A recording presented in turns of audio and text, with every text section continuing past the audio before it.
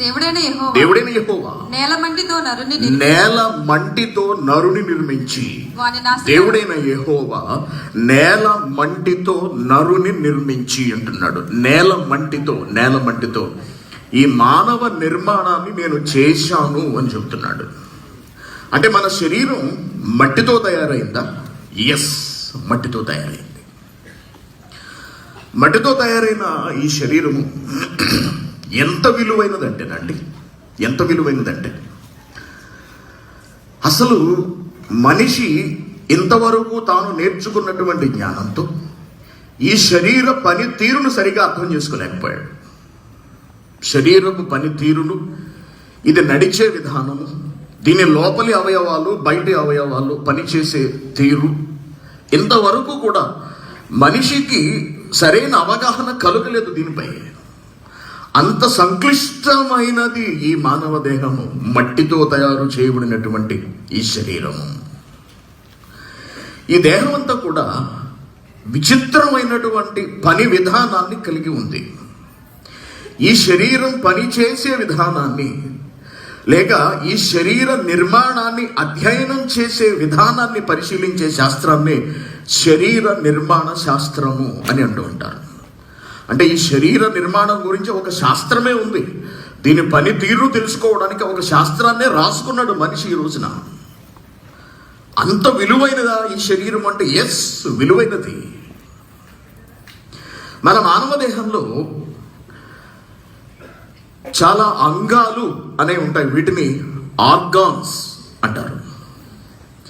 అలాగే కణజాలాలు అనేవి ఉంటాయి, వీటిని టిష్యూస్ అంటారు. ఇలా కణాలతో నిర్మించబడిన వ్యవస్థ మానవ దేహంగా మనకు కనపడుతూ ఉంటుంది. మానవ శరీరంలో అనేక వ్యవస్థలు పనిచేస్తూ ఉంటాయి. వ్యవస్థ అంటే ఒకదానితో ఒకటి సంబంధం కలిగి అన్నీ కలిసి ప్రత్యేకమైన పనిని నిర్వహించే విషయాల సముదాయం.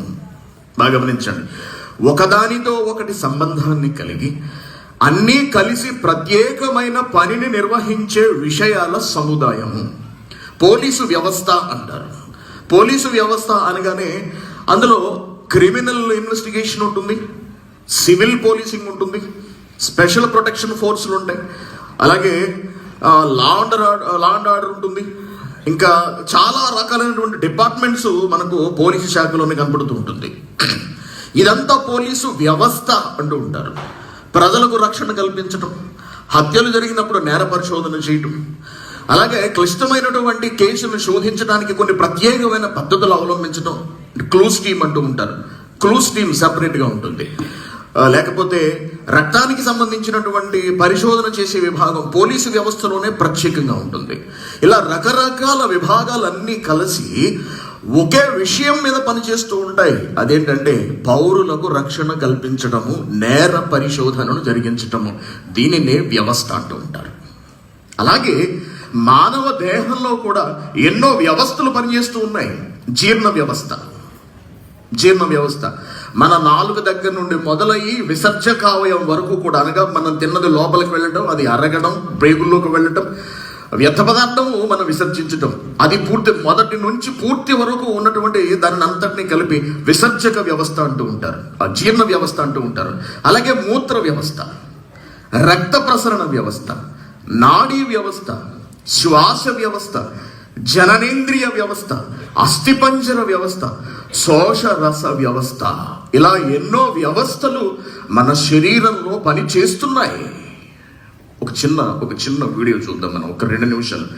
ఇదంతా ఇప్పుడు నేను మీకు చెప్పిందంతా మైండ్లో ఉంచుకోండి. దీనికి ఒక రూపం ఇచ్చే ప్రయత్నం చేశారు. ఆ వీడియోని మీకు చూస్తే మానవ దేహం మీద, అనగా మన శరీరం మీద మనకు కొంత అవగాహన ఏర్పడుతుంది. ఒకసారి పెట్టమని లేదు,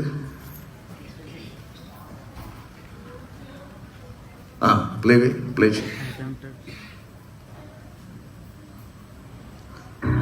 The human body is a complex network of cells, tissues, and organs.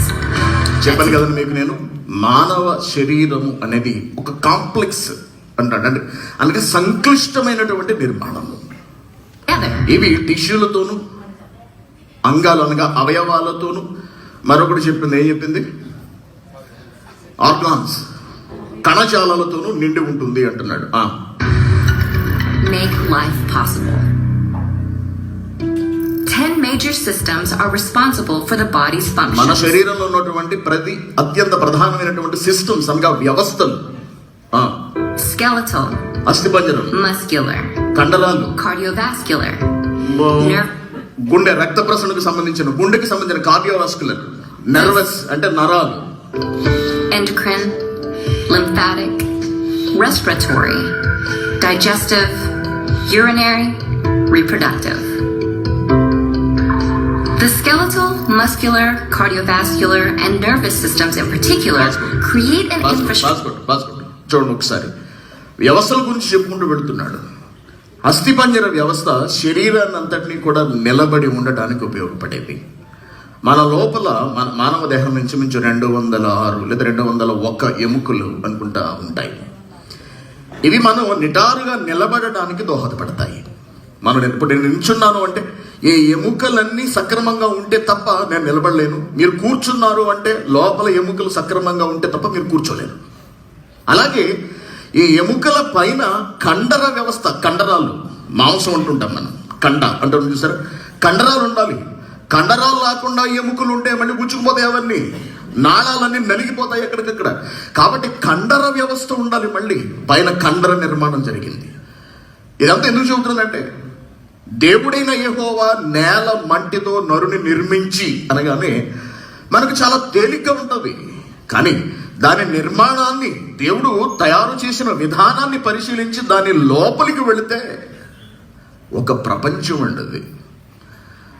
ఒక ప్రపంచమే ఉంటుంది లోపల, ప్రపంచం. అందుకే డాక్టర్ కోర్స్ 6 సంవత్సరాలు, తర్వాత ఏదైనా ఒక స్పెషలైజేషన్ చేయాలంటే ఒక 3 ఏళ్ళు, 2 ఏళ్ళు, 4 ఏళ్ళు ఉంటుంది మళ్ళీ ప్రత్యేకంగా. 6 సంవత్సరాల డాక్టర్ కోర్సులో శరీరం గురించి ఫండమెంటల్ ఇన్ఫర్మేషన్ ఇస్తారు. ప్రాథమికమైనటువంటి సమాచారము, చిన్న చిన్న సమస్యలు తలెత్తితే వాటిని పరిష్కరించడానికి అవసరమైనటువంటి చికిత్సా విధానాలు నేర్పిస్తారు. ఫండమెంటల్స్ అన్నమాట. అంతేకాకుండా కొన్ని ప్రత్యేకమైన అవయవాలకు వైద్యం చేయాలి అంటే మళ్ళీ వాటి గురించి ప్రత్యేకంగా చదవాలి. కార్డియాలజిస్ట్ కావచ్చు, లేకపోతే మూత్ర గ్రంథులకు, కిడ్నీలకు సంబంధించిన న్యూరాలజిస్ట్ కావచ్చు, నరాలకు సంబంధించి, లేకపోతే ఎముకలకు సంబంధించి ఆర్థోపెడిషియన్ కావచ్చు, కంటికి సంబంధించి ఆఫ్థల్మాలజిస్ట్ కావచ్చు. మళ్ళీ ప్రత్యేకంగా చదవాలి. పంటి గురించి ప్రత్యేకంగా చదవాలి, కంటి గురించి ప్రత్యేకంగా చదవాలి. కళ్ళు పోట్లు వస్తున్నాయని డాక్టర్ దగ్గరికి వెళ్ళామనుకోండి, మామూలు డాక్టర్ దగ్గరికి వెళ్తే ఐ డ్రాప్స్ రాసిస్తాడు, తగ్గట్లేదండి, అయితే మీరు కంటి డాక్టర్ దగ్గరికి వెళ్ళిపోండి అంటాడు. మరి నువ్వు 6 ఏళ్ళు చదివింది ఇంకెందుకు? అంటే సరిపోలేదు 6 సంవత్సరాలు చదువు, సరిపోలేదు. పోనీ అలానే కంటి డాక్టర్ దగ్గరికి వెళ్ళాం, వాడేదో వైద్యం చెప్పాడు, చేయించుకున్నా తగ్గదు, మరి ఇంతకు మించి ఇంక వైద్యం లేదండి అంటాడు. అంటే నీకు సరిగా అర్థం కాలేదా? ఇప్పటికీ కూడా ఈ శాస్త్ర ప్రపంచం అంతా, ఈ విద్యా ప్రపంచం అంతా కూడా, ఈ వైద్య ప్రపంచం అంతా, ఈ శాస్త్ర ప్రపంచం అంతా కూడా మానవ దేహంపై ఒక పరిపూర్ణమైన అవగాహనకు రాలేకపోతుంది, ఒక పట్టు సంపాదించలేకపోతుంది. కరోనా వైరస్ వచ్చిందండి, బెంబేరెత్తిపోతుంది. కోవిడ్ మనకు తెలుసు, బెంబేరెత్తిపోవడమే. ఇది ఎంత ఉంది కరోనా వైరస్? కంటికే కనిపించదు. అంత కంటికి కనబడని సూక్ష్మాకారంలో ఉన్నటువంటి ఒక చిన్న క్రిమి పరుగులు పెట్టిస్తుంది మనుషులను. కారణం ఏంటంటే దానిని తగ్గించగలిగేటటువంటి, అనగా శరీరానికి వచ్చినటువంటి ఒక రుగ్మతను రూపుమాపగలిగేటటువంటి వైద్య వ్యవస్థ ఇంకా అభివృద్ధి చెందించుకోలేకపోతున్నాడు మనిషి. అంత సంక్లిష్టమైనదా ఈ మానవ దేహం అంటే? ఎస్, మన శరీరం గురించి మనకు సరిగ్గా తెలియదండి. దేవుడు దీన్ని ఎలా నిర్మించాడు, నిర్మించడంలో మహానుభావుడు చూపించినటువంటి మేధస్సు, ఆయన వినియోగించిన అసాధారణ పరిజ్ఞానము, ఆయన పనితనము, ఆయన ఆలోచన విధానము, రూపకల్పన, ప్రణాళిక, ఇవన్నీ మనుషులైన మనకేం అర్థం కావట్లేదు. ఏదో పుట్టాము, తింటున్నాము, ఆకలిస్తుంది కాబట్టి తినాలి, బ్రతకాలి కాబట్టి తినాలి అనుకుంటున్నాము, తింటున్నాము, బ్రతుకుతున్నాము, ఏళ్ళు గడిచిపోతున్నాయి. ఏదైనా జబ్బులు వస్తే మనం వైద్యం చేయించుకుంటున్నాము, ఆపరేషన్ చేయించుకుంటున్నాము, ఆనక చచ్చిపోతున్నాం, అంతే అయిపోయింది అనుకుంటున్నాం. దేవుని పిల్లలారా, ఎంత సంక్లిష్టమైనటువంటి ఈ మానవ దేహాన్ని దేవుడు అసలు ఎందుకు తయారు చేసినట్టు, ఎందుకు నిర్మించాడు, ఆలోచించాలి మనం. 60, 70 ఏళ్ళు, 80 ఏళ్ళు బ్రతికి తర్వాత మట్టిలో కలిసిపోవడానికి, అంత తేలికగా మట్టిలో కలిసిపోయేదానికి ఆ దేవుడు ఎంత కష్టపడింది. దేవుని పిల్లారా, ప్రకృతిని దేవుడు 6 దినాల్లో తయారు చేశాడు మనకు తెలుసు.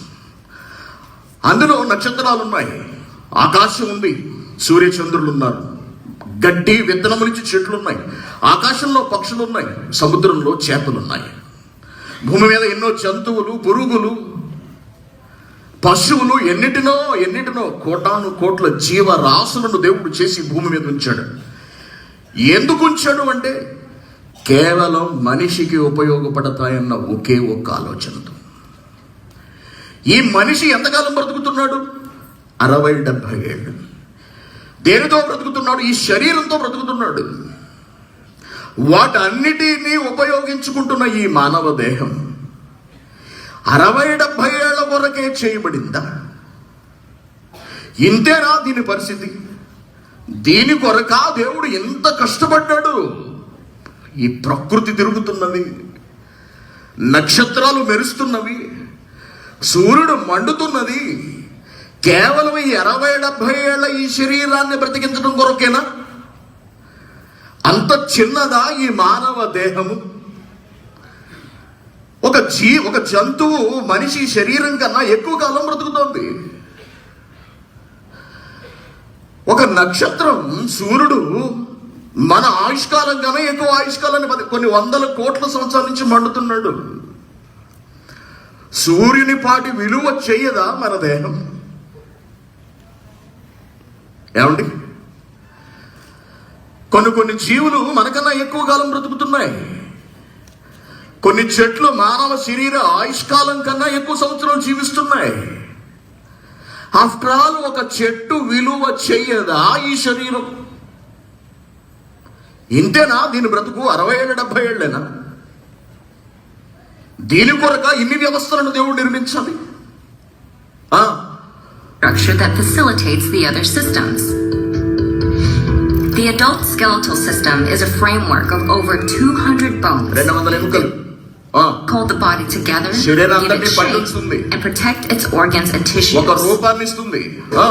The skeleton also provides anchor points for the muscular system, which includes 3 types of muscles: skeletal, smooth, and cardiac. 3 రకాలైనటువంటి కండరాలను మనం కలిగి ఉంటాం. నువ్వు ప్లే చేయి. They are found throughout the body and facilitate movement.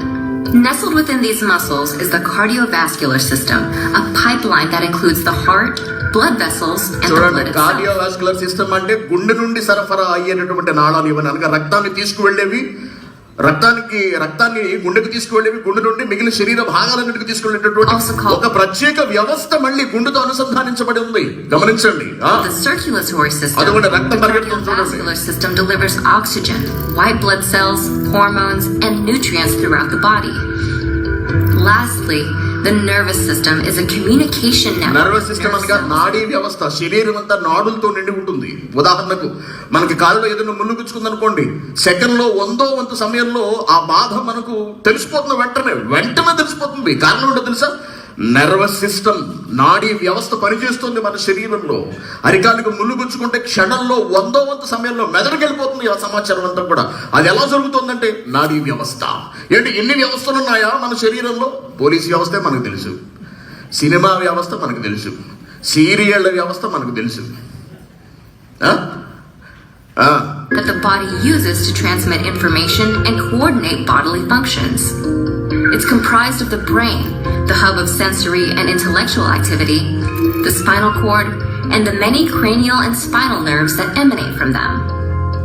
This infrastructure, created by neurons, blood, muscles, and bones, allows 3 other systems to regulate the body's environment: the endocrine, lymphatic, and urinary systems. The endocrine system is a series of glands that use ఎండోక్రోన్ అనే ఒక system ఉందటండి. కొన్ని రకాలైనటువంటి గ్రంథులు మానవ శరీరంలో చాలా చక్కగా ఈ పైన నుడిలో ముక్కులోను కలిపి ఒకటి ఉన్నది, గొంతులో ఈ మధ్య అందరికీ వచ్చేస్తుంది ఏంటంటే అది థైరాయిడ్ ఉన్నది. కిందకు వచ్చినప్పటికి మళ్ళీ ఇంకొకటి ఏదో చెప్పాడు, మరొక ఛాతిలో మరొక గ్రంథి ఉన్నది, పేర్లు తెలీదు. ఇంకా కిందకు వచ్చినప్పటికి కాలేయము ఒక గ్రంథి, క్లోమము అనగా షుగర్ కి సంబంధించినటువంటి ఆ రసాన్ని ఇన్సులిన్ ప్రొడ్యూస్ చేసేటటువంటి ఒక గ్రంథి. అలాగే పురుషాంగాల్లో ఉన్నటువంటి శుక్రకణాలను ఉత్పత్తి చేసే టెస్టిస్ కి సంబంధించిన మరొక గ్రంథి. వరుసగా గ్రంథులు ఒక క్రమ ప్రకారం అలా పేర్చుకుంటూ వెళ్ళాడు చూడండి. నేల మంటితో నరుని నిర్మించి అనగానే ఏంటో అనుకుంటాం మనం, ఎంత క్రమబద్ధత ఉన్నది. చక్కటి పథకం ప్రకారం ప్రతి అవయవము తన పనిని ఎలా చేసుకెళ్తుందో చూడండి. ఇవన్నీ సక్రమంగా పనిచేస్తేనే మనం బ్రతుకుతున్నది. To help regulate the body's processes. Thanks to this neural connection, endocrine glands, such as the thyroid, are aware of the amount of hormones and other chemicals they need to produce. These chemicals are then distributed throughout the body by way of the cardiovascular system. The cardiovascular and nervous system, a collection of lymph nodes, the lymphatic system, agents like white blood cells, circulatory system is the urinary or renal system. Through the blood vessels require energy to function, and that's where the respiratory system is a group of passageways and organs that extracts life-giving enters the body through nasal cavities. System respiratory system అంటున్నాడు.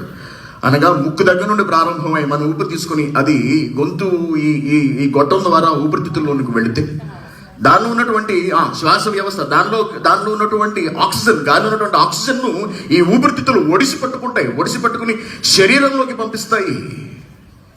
ఆ శరీరంలోకి ప్రవేశించిన oxygen ప్రతి కణంలోనికి వెళ్ళి కణానికి జీవాన్ని ఇస్తుంది. ఎంతటి వ్యవస్థ ఉన్నదో చూడండి.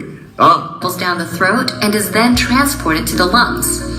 The lungs extract oxygen for the body to use and then expel a carbon dioxide byproduct when we exhale. Dump is an approximately 30 foot through the mouth, then moves into the esophagus, the stomach, and the intestines. Nutrients are absorbed into the body while solid waste is expelled through the anal canal, the end of the digestive tract. తిన్నది లోపలికి వెళ్ళటం, జీర్ణం కావటం, జీర్ణించుకున్నది మళ్ళీ దానిలో ఉన్నటువంటి శక్తి కణాలు అన్నీ కూడా లివర్లోకి వెళ్ళటం, అక్కడ అవి శుద్ధి చేయబడటం, అక్కడి నుంచి మళ్ళీ బ్లడ్లో కలవటం, వాటిలో ఉన్నటువంటి మిగిలిన వ్యర్థ పదార్థాలన్నింటినీ కూడా కిడ్నీ వేరు చేయటం, మనం తినగా మిగిలిపోయినటువంటి పీచు పదార్థము, జీర్ణం కాని పదార్థం అంతా విసర్జక అవయవం ద్వారా బయటకు వెళ్ళిపోవటం. అనగా నోటితో ప్రారంభమవుతుంది, విసర్జక అవయవంతో ముగుస్తుంది. ఎన్ని దశలలో మనం తింటున్న ఆహారం విచ్ఛిన్నమవుతుందో మనకు ఉపయోగపడుతుందో ఆలోచించండి. జీర్ణ వ్యవస్థ. No matter the role, size, or shape of any of the body's systems, each began with the reproductive system. Reproductive system అనగా పునరుత్పత్తికి సంబంధించినటువంటి వ్యవస్థ. అనగా బిడ్డలు పుట్టాలి అంటే దానికి సంబంధించిన ఒక వ్యవస్థ ఉండాలి. స్త్రీలోనూ ఉండాలి, పురుషుడిలోనూ ఉండాలి. ఈ వ్యవస్థను మనం ఏం తెచ్చుకోలేదు, మనం ఏర్పాటు చేసుకోలేదు, మనం కల్పించుకోలేదు. దేవుడే అమర్చి పంపించాడు మనకు. దేవుడే ఈ శరీరంలో వాటిని ఉంచాడు. చాలు. దేవుడు పిల్లారా, అంత గొప్పదా ఈ మానవ దేహం అంటే? ఎస్, బహుశ్రేష్టమైనది. దీని నిర్మాణం గురించి దేవుడు మాట్లాడుతూ ఏమంటున్నాడంటే, యోబు గ్రంథము 10వ అధ్యాయానికి వెళ్తాం మనం ఒకసారి. యోబు గ్రంథము 10వ అధ్యాయం 8వ వచనం. నీ హస్తములు నాకు అవయవ నిర్మాణము చేసి, నీ హస్తములు నాకు అవయవ నిర్మాణము చేసి. చాలా జాగ్రత్తగా విన్నారు మీరు ఈ పాఠాన్ని. బైబిల్ అనగానే ఒక మత పుస్తకం అనుకుంటున్నారేమో, కాదండి. ప్రపంచానికి తెలియని మహాజ్ఞానాన్ని వివరించగలిగే సామర్థ్యం కలిగిన సర్వోత్కృష్టమైన దైవ గ్రంథం బైబిల్. ప్రపంచానికి తెలియని ఈ మేధస్సు అని చెప్పుకుంటున్న ఈ శాస్త్రవేత్తలకు తెలియని, ఆధ్యాత్మికం అనుకుంటున్నటువంటి ఈ ధర్మాలకు తెలియని మహాజ్ఞానాన్ని ఈరోజు మీరు వినబోతున్నారు. మీ గురించి, మీ శరీరం గురించి, మీ భవిష్యత్తు గురించి. అందుకు చాలా చాలా జాగ్రత్తగా వినాలి ప్రతి ఒక్కరు. నీ హస్తములు నాకు అవయవ నీ నిర్మాణము హస్తములు చేసి నాకు అవయవ నిర్మాణము చేసి నన్ను రూపించి ఉన్నను. నీవు నన్ను మృంగివేయుచున్నావు. నీ హస్తములు నాకు అవయవ నిర్మాణము. మన అవయవాలునట దేవుడు తయారు చేశాడట సాక్షాత్తు. నాకు అవయవ నిర్మాణము చేసి నాకు ఒక రూపాన్ని ఇచ్చాయంటున్నాడు. అనగా మన కంటిని దేవుడు నిర్మించాడు, శిరస్సును దేవుడు నిర్మించాడు తన హస్తాలతో, చేతులను దేవుడు నిర్మించాడు. ఇంకా ఎందుకు వచ్చినప్పటికి ఏమంటున్నాడు? చిగట మన్నుగా నన్ను నీవు నిర్మించితివి. మట్టి కట్టెతో అన్నది చూసారా?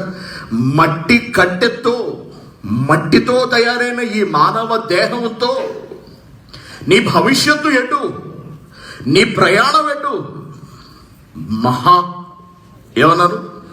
మహావైభోగానిక లేక బహువేదనక? దేనితో? ఈ మట్టి కట్టెతో, ఈ మానవ దేహముతో. ఎలా చేశాడట? దేనితో చేశాడట? చిగట మన్నుగా నున్న నన్ను నీవు నిర్మించితివి. ఆ సంగతి జ్ఞాపకం చేసుకొనుము. నన్ను నీవు నిర్మించితివి. జున్ను ఒకడు పాలు పోసినట్లు నీవు నన్ను పోసితివి కదా. మాట్లాడుతున్నాడు భక్తుడు. ఒకడు పాలు పోసినట్లు నీవు నన్ను పోసితివి కదా. దేనిలో పోస్తారు పాలు? దేని కొరకు పోస్తున్నారు ఇక్కడ పాలు? జున్ను చేయడం కొరకు పాలు పోస్తున్నాడట. జున్నుగడ్డ ఒకడు పేరబెట్టునట్లు నీవు నన్ను పేరబెట్టిదివి కదా. జున్నుగడ్డ పేరబెట్టడం అంటే మనము ఏ రూపం కలిగినటువంటి పాత్రలో వేస్తే జున్నుగడ్డ అదే రూపాన్ని తెచ్చుకుంటుంది. ఒక సన్నటి గ్లాసులో పోసి అది గడ్డగడిన తర్వాత దాన్ని తిరగేసి ఇలా పైకి తీసాం అనుకోండి, గ్లాసు ఆకారంలో ఉంటుంది. పేరబెట్టడం ఒక రూపానికి తీసుకురావడానికి తోడు పెట్టడం అంటారు. దేవుడు ఎలా నిర్మించాడట? జున్నుగడ్డ ఒకడు ఎంత జాగ్రత్తగా పాళ్ళన్నీ కలిపి పేరబెడతాడో నీవు నన్ను అలాగ పేరబెట్టి రూపించితివి కదా. ఎంతో జాగ్రత్తగా చర్మముతో మాంసముతోను నీవు నన్ను కప్పేశావు అంటున్నాడు. చర్మముతోను మాంసముతోను నీవు నన్ను కప్పితివి. ఎముకలతోను నరములతోను నన్ను సంధించితివి. ఎముకలు ఒక వ్యవస్థ, నరాలు ఒక వ్యవస్థ. మనం చూసాం ఇప్పుడే. అవే చెబుతున్నాడు దేవుడు. చెప్పినది మనిషి వివరిస్తున్నాడు. దేవుని పిల్లలారా, ఇంత కష్టపడి చేశాడు ఈ దేహాన్ని దేవుడు. ఎందుకు చేశాడు? ఎందుకు చేశాడు? మనం తయారైన శరీరం గురించి మాత్రమే చూస్తున్నాం ఇంతవరకు. అసలు ఈ మానవ దేహం ఎలా ఏర్పడిందో చూస్తే ఆశ్చర్యపోతాం. మన రూపం, మన ప్రారంభం.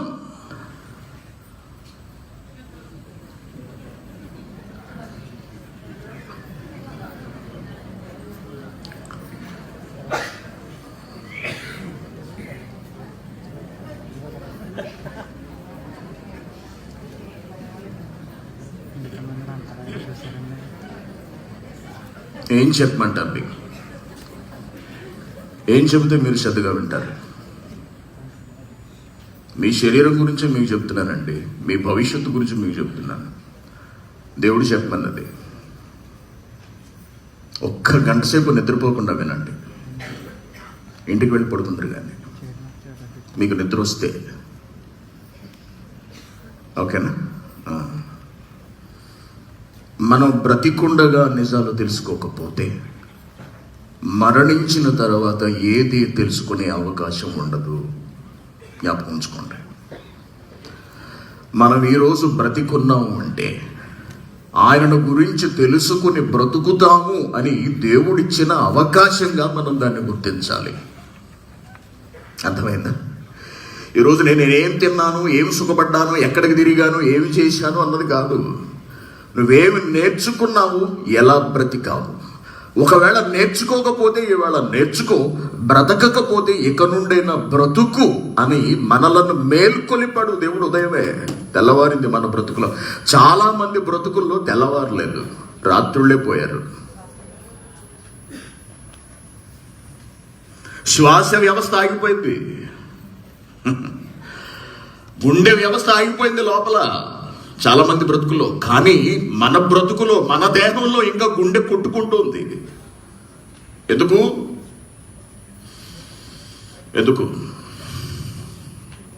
వెరీ గుడ్, వినండి.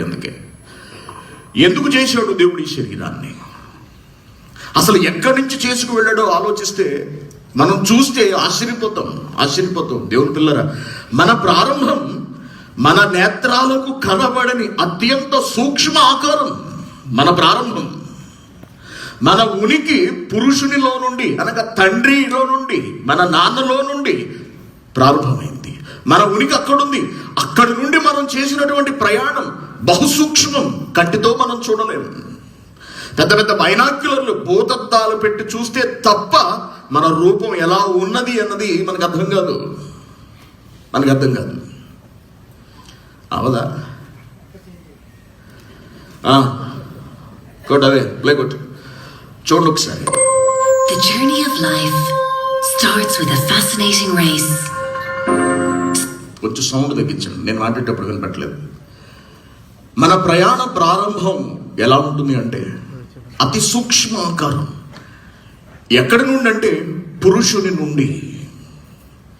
స్త్రీ పురుషుల కలయిక ద్వారా ఉద్భవించేటటువంటి శుక్ర కణాల నుండి మన బ్రతుకు ప్రారంభం అవుతుందండి. ఆ శుక్ర కణము అనగా మన కణం, మనము. శుక్ర కణము అంటే ఎవరో కాదు, మనమే. మన ఆకృతి, మన రూపం బైనాక్యులర్లో పెట్టి చూస్తే తప్ప కనబడదు. మనలాంటి వాళ్ళు కొన్ని కోట్ల మంది ఆ రోజు తండ్రి నుండి తల్లిలోకి వెళ్ళారు. ప్రతి కలయిక ద్వారా పురుషునిలో నుండి దాదాపు 50 కోట్ల శుక్ర కణాలు స్త్రీలోకి ప్రవేశిస్తాయి. ఆ 50 కోట్ల ప్రయాణం చూడండి ఎలా ఉందో. అమ్మ గర్భంలో, అమ్మ కడుపులో వెళుతున్నాం మనమే. ఒకరోజు నేను అలాగే వెళ్ళాను, ఒకరోజు మీరు కూడా అలాగే వెళ్ళారు. Getting lost in the rush through the narrow fallopian tubes, while some are stopped by natural obstacles which protect the woman's body from intruders. అదిగోండి, దానిలోకి ప్రవేశించాలి. To the end, compete fiercely with each other. దీనిని egg అంటారు. అనగా స్త్రీ నుండి ఉద్భవించేటటువంటి ఒక కణం అనుకోండి, ఒక కణం అనుకుందాం. పురుషుని నుండి ఉద్భవించేటటువంటి కణం, అలాగే స్త్రీ నుండి కూడా ఉద్భవించేటటువంటి కణం. పురుషుని నుండి కోట్ల సంఖ్యలో వెళితే స్త్రీలో మాత్రం ఒక కణమే ఉంటుంది. ఆ కణముతో పురుషుని నుండి వచ్చిన ఏదో ఒక కణం కలవాలి.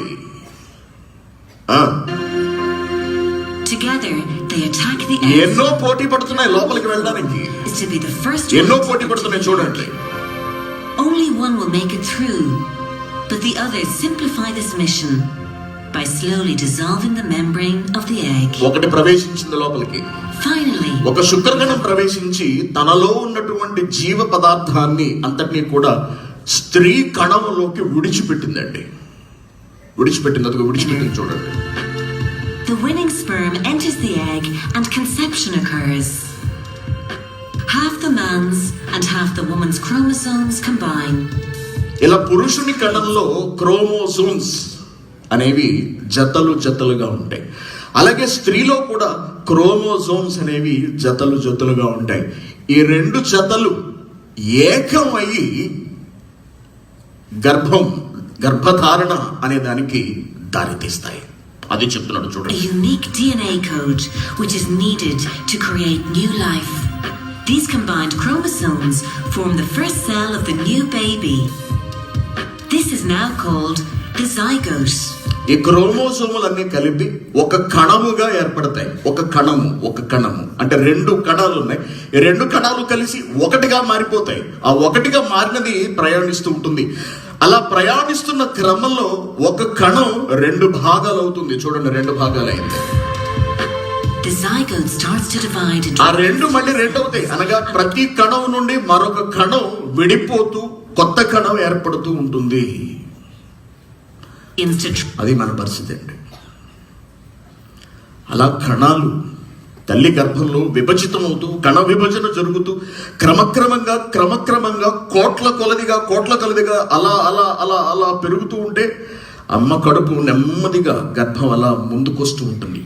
కణాల సంఖ్య పెరిగే కొద్దీ కొన్ని కణాలు ఎముకలుగాను, కొన్ని కణాలు కళ్ళుగాను, కొన్ని కణాలు నాలుకగాను, కొన్ని కణాలు చేతులుగాను, వేళ్లుగాను, మిగిలిన లోపలి అవయవాలుగాను వాటంతట అవే మారిపోతూ ఉంటాయి. ఎవరో చెబుతున్నట్టుగా, ఎవరో పెడుతున్నట్టుగా కణాలన్నీ ఏకమైపోయి గుండెగా మారుతాయి. కొన్ని కణాలన్నీ కలిసిపోయి ఊపిరితిత్తులుగా, మరికొన్ని కణాలన్నీ ఏకమై కిడ్నీలుగా, మరికొన్ని కణాలన్నీ కాళ్ళుగా, మరికొన్ని కణాలన్నీ చేతులుగా, ఇలాగా ఈ కణాలన్నీ కూడా ఒక ఆకృతిని తెచ్చుకుంటాయి. తల్లి గర్భంలో ఒక రూపం ఏర్పడుతుంది. మనకు ఒక రూపం ఏర్పడుతుంది. ఒక రూపం తెచ్చుకున్న తర్వాత నిర్ణీత కాల వ్యవధి తరువాత, అనగా 9 నెలల తరువాత మనం ఈ లోకంలోనికి ఒక పసికందుగా ప్రవేశిస్తాం. మన శరీరం అమ్మ గర్భంలో ఏర్పడుతుంది, ఈ లోకంలోనికి ప్రవేశిస్తుంది. నిజంగా తల్లి గర్భంలో ఆ బిడ్డ అలా ఎదుగుతుంటే, అవయవాలు ఒక్కొక్కటిగా ఏర్పడుతూ ఉంటే, గర్భాన్ని పరిశోధించే శాస్త్రవేత్తలకు మతి చెదిరిపోతూ ఉంటుంది. ఈ రోజుకి కూడా అసలు ఎలా ఏర్పడుతున్నవి ఇవన్నీ? కణాలకి ఎలా తెలుసు తాను ఎముకలుగా మారాలి అని? మరికొన్ని కణాలకి ఎవరు చెబుతున్నారు అవి కళ్ళుగా మారాలి అని? మరికొన్ని కణాలకి ఎవరు బోధిస్తున్నారు అవి ఊపిరితిత్తులుగా మారాలి అని? మిగిలిన అన్ని అవయవాలుగా కొన్ని చర్మంగా మారాలి అని ఎవరు చెబుతున్నారు? ఎలా జరుగుతోంది ఇదంతా అని శాస్త్రవేత్తలు ఆశ్చర్యపోతున్నారు. అంత గొప్పది ఈ మానవ దేహం. ఈ మట్టి కట్టే ఎందుకు చేశాడు ఈ మట్టి కట్టే? ఇంత విశిష్టమైన ఈ మట్టి కట్టె గురించి దేవుడు ఏం మాట్లాడంటే, చివరికి వచ్చేటప్పటికి యోహాను సువార్త 6వ అధ్యాయం, యోహాను సువార్త 6వ అధ్యాయం 63వ వచనం. ఆత్మయే జీవింపచేయుచున్నది, శరీరము కేవలము నిష్ప్రయోజనము అంటున్నాడు. ఆత్మయే జీవింపచేయుచున్నది. ఈ శరీరంలో దేవుడు ఆత్మనుంచాడు. ఈ ఆత్మే చేయగలిగే సామర్థ్యాన్ని కలిగినది. ఈ శరీరము కేవలము నిష్ప్రయోజనం. మరి నిష్ప్రయోజనమైన ఈ శరీరాన్ని ఎందుకు చేసినట్టు? ఆత్మ ఒక్కదాన్నే ఉంచితే సరిపోయేది కదా.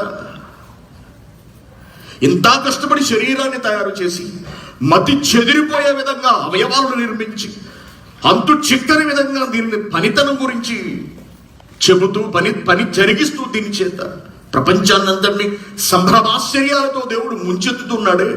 మరి నిష్ప్రయోజనం అని ఎందుకన్నట్టు? నిష్ప్రయోజనం అన్న దేవుడు దీని గురించి మరొక భయంకరమైన మాటను కూడా మాట్లాడాడు. అదేమిటో చూద్దాం. ప్రసంగి గ్రంథము 12వ అధ్యాయం 7వ వచనం. మన్నైనది వెనుకటి వలనే మరలా భూమికి చేరిపోతుంది. ఈ శరీరం, మనం ధరించుకున్నటువంటి ఈ దేహం, దేవుడు మట్టితో తయారు చేసినటువంటి ఈ కట్టే ఈ మానవ దేహం మన్నైనది వెనుకటి వలనే మరల భూమికి చేరును. భూమి నుంచి వచ్చింది, తిరిగి భూమిలోకి వెళ్ళిపోతుంది. భూమిలోకి వెళ్ళిపోవడమేనా? ఎస్, భూమిలోకి వెళ్ళిపోతుంది.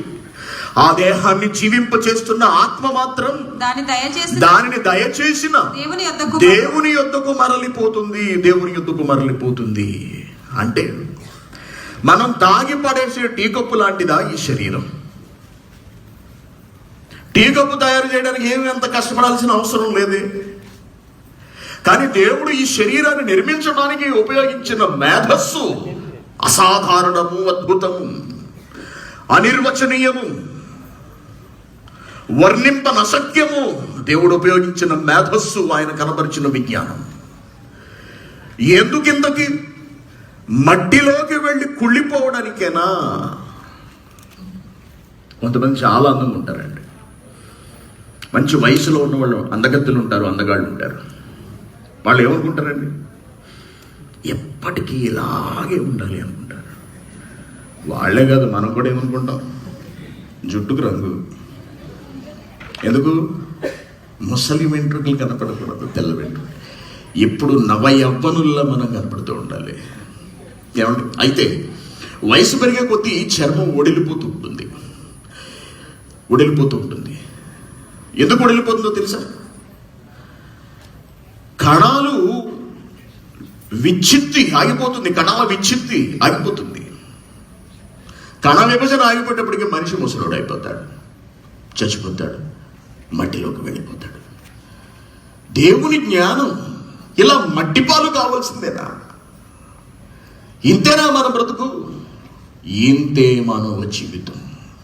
కాబట్టి నువ్వు మరణించే లోపే ఏం చేసినా, నువ్వెంత సంపాదించినా చచ్చిపోయే లోపే, నువ్వెంత కూడగట్టినా నువ్వు బ్రతుకున్నంత వరకే, నీ ఒంట్లో ఊపుకున్నంత వరకే, నువ్వెన్ని బిల్డింగులు కట్టినా నీ ఒంట్లో శక్తి ఉన్నంత వరకే, నువ్వు చచ్చిపోయిన తర్వాత ఇహ చేసేది ఏమీ లేదు. అయితే నిన్ను తగలబెట్టేస్తారు, లేదా తీసుకెళ్లి మట్టిలో ఉన్న పూడ్చిపెట్టేస్తారు. అక్కడితో ఇక మనిషి జీవితం అయిపోయింది. రాజశేఖర్ రెడ్డి గారు మనకు ముఖ్యమంత్రిగా పనిచేశారు. ఆయన ఎంతో కష్టపడి పాదయాత్ర చేసి అధికారాన్ని తెచ్చుకున్నారు. రెండవసారి కూడా ఆయన ముఖ్యమంత్రి అయ్యారు. రాష్ట్రాన్ని ఎంతో సుభిక్షంగా పరిపాలిస్తాడు ఆయన తన పాలనా సామర్థ్యంతో అని మనం అందరూ అనుకుంటుండగా ప్రమాదంలో ఆయన మరణించారు. ఆయన శరీరాన్ని మనం అందరం చూస్తుండగానే మట్టిలో పూడ్చిపెట్టేశారు. అక్కడితో రాజశేఖర్ రెడ్డి గారి చరిత్ర ముగిసిపోయినది ఈ భూమి మీద. ఆయన శరీరం ఇప్పటికీ ఉళ్ళిపోయి ఉంటుంది. రేపు మనం కూడా అంతే, మన శరీరాలు కూడా కుళ్ళిపోతాయి. మరి ఇంతేనా మన బ్రతుకు? ఇంతే అని ప్రపంచం చెబుతోంది. అయితే కాదు అని బైబిల్ చెబుతోంది. ఈ ప్రపంచం అంతా ఇంతటితోనే, నీ చావుతోనే సమస్తం ముగిసిపోయిందని చెబుతుంటే, కాదు, చావు తర్వాత ఇంకా చాలా ఉన్నదని బైబిల్ చెబుతోంది. బైబిల్ మాత్రమే చెబుతుంది ఈ నిజాన్ని. దేవుని పిల్లలారా, దేవుడు తయారు చేసినటువంటి అద్భుతమైన శరీరం, ఆయన మేధస్సుకు ఒక మచ్చు తునకగా కనబడుతున్నటువంటి ఈ మానవ దేహం కేవలం మరణంతో నిలిచిపోయేదేనా అని బైబిల్ని ప్రశ్నిస్తే, ప్రపంచం అంతా బైబిల్ ముందు పాదాలు మోకాళ్ళు వేసి ప్రశ్నిస్తే, బైబిల్ ఒక అసాధారణమైనటువంటి నిజాన్ని ఈ ప్రపంచానికి నేర్పిస్తోంది. చూద్దాం అదేంటో. యేసుక్రీస్తు గారి దగ్గరికి వెళదాం మనం. మొట్టమొదటిసారిగా యేసుక్రీస్తు గారి దగ్గరికి.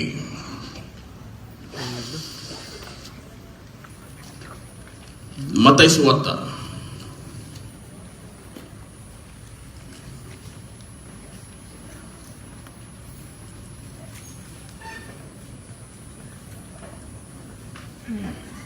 28వ అధ్యాయం.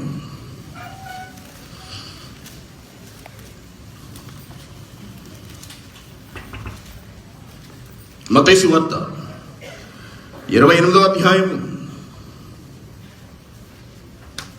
7వ వచనం. త్వరగా వెళ్ళి ఆయన మృతులలో నుండి లేచి ఉన్నాడు.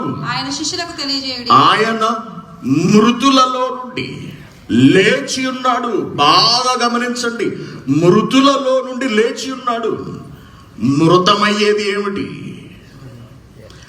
మృతమయ్యేది ఏమిటి? శరీరం. ఎక్కడి నుంచి లేచాడట? చనిపోయిన వాడు లేచాట. ఏమంటే చనిపోయిన వాళ్ళు ఎక్కడైనా లేస్తారా? అసలు ఇది జరిగే పనేనా? ఒక డౌట్ వచ్చింది. ఎవరికి వచ్చింది?